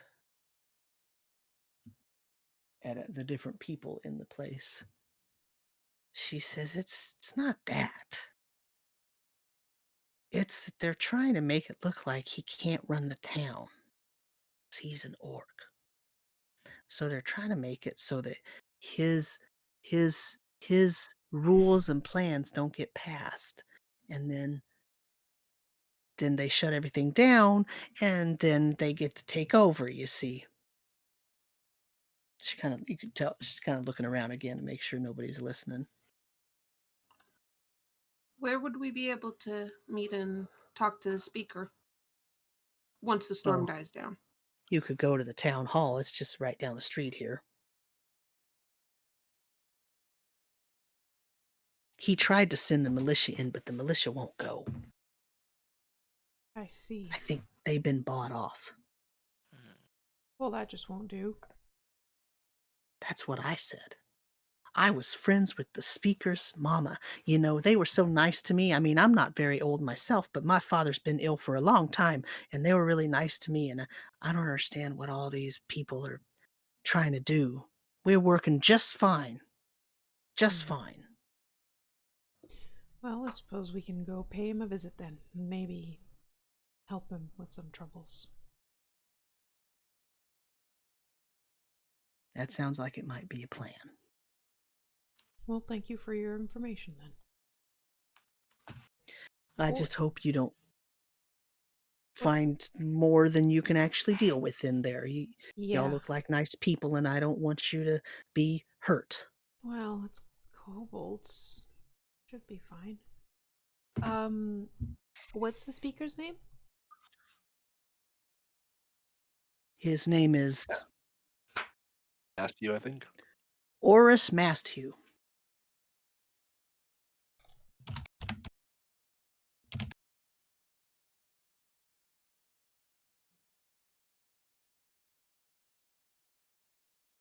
Totally got that right.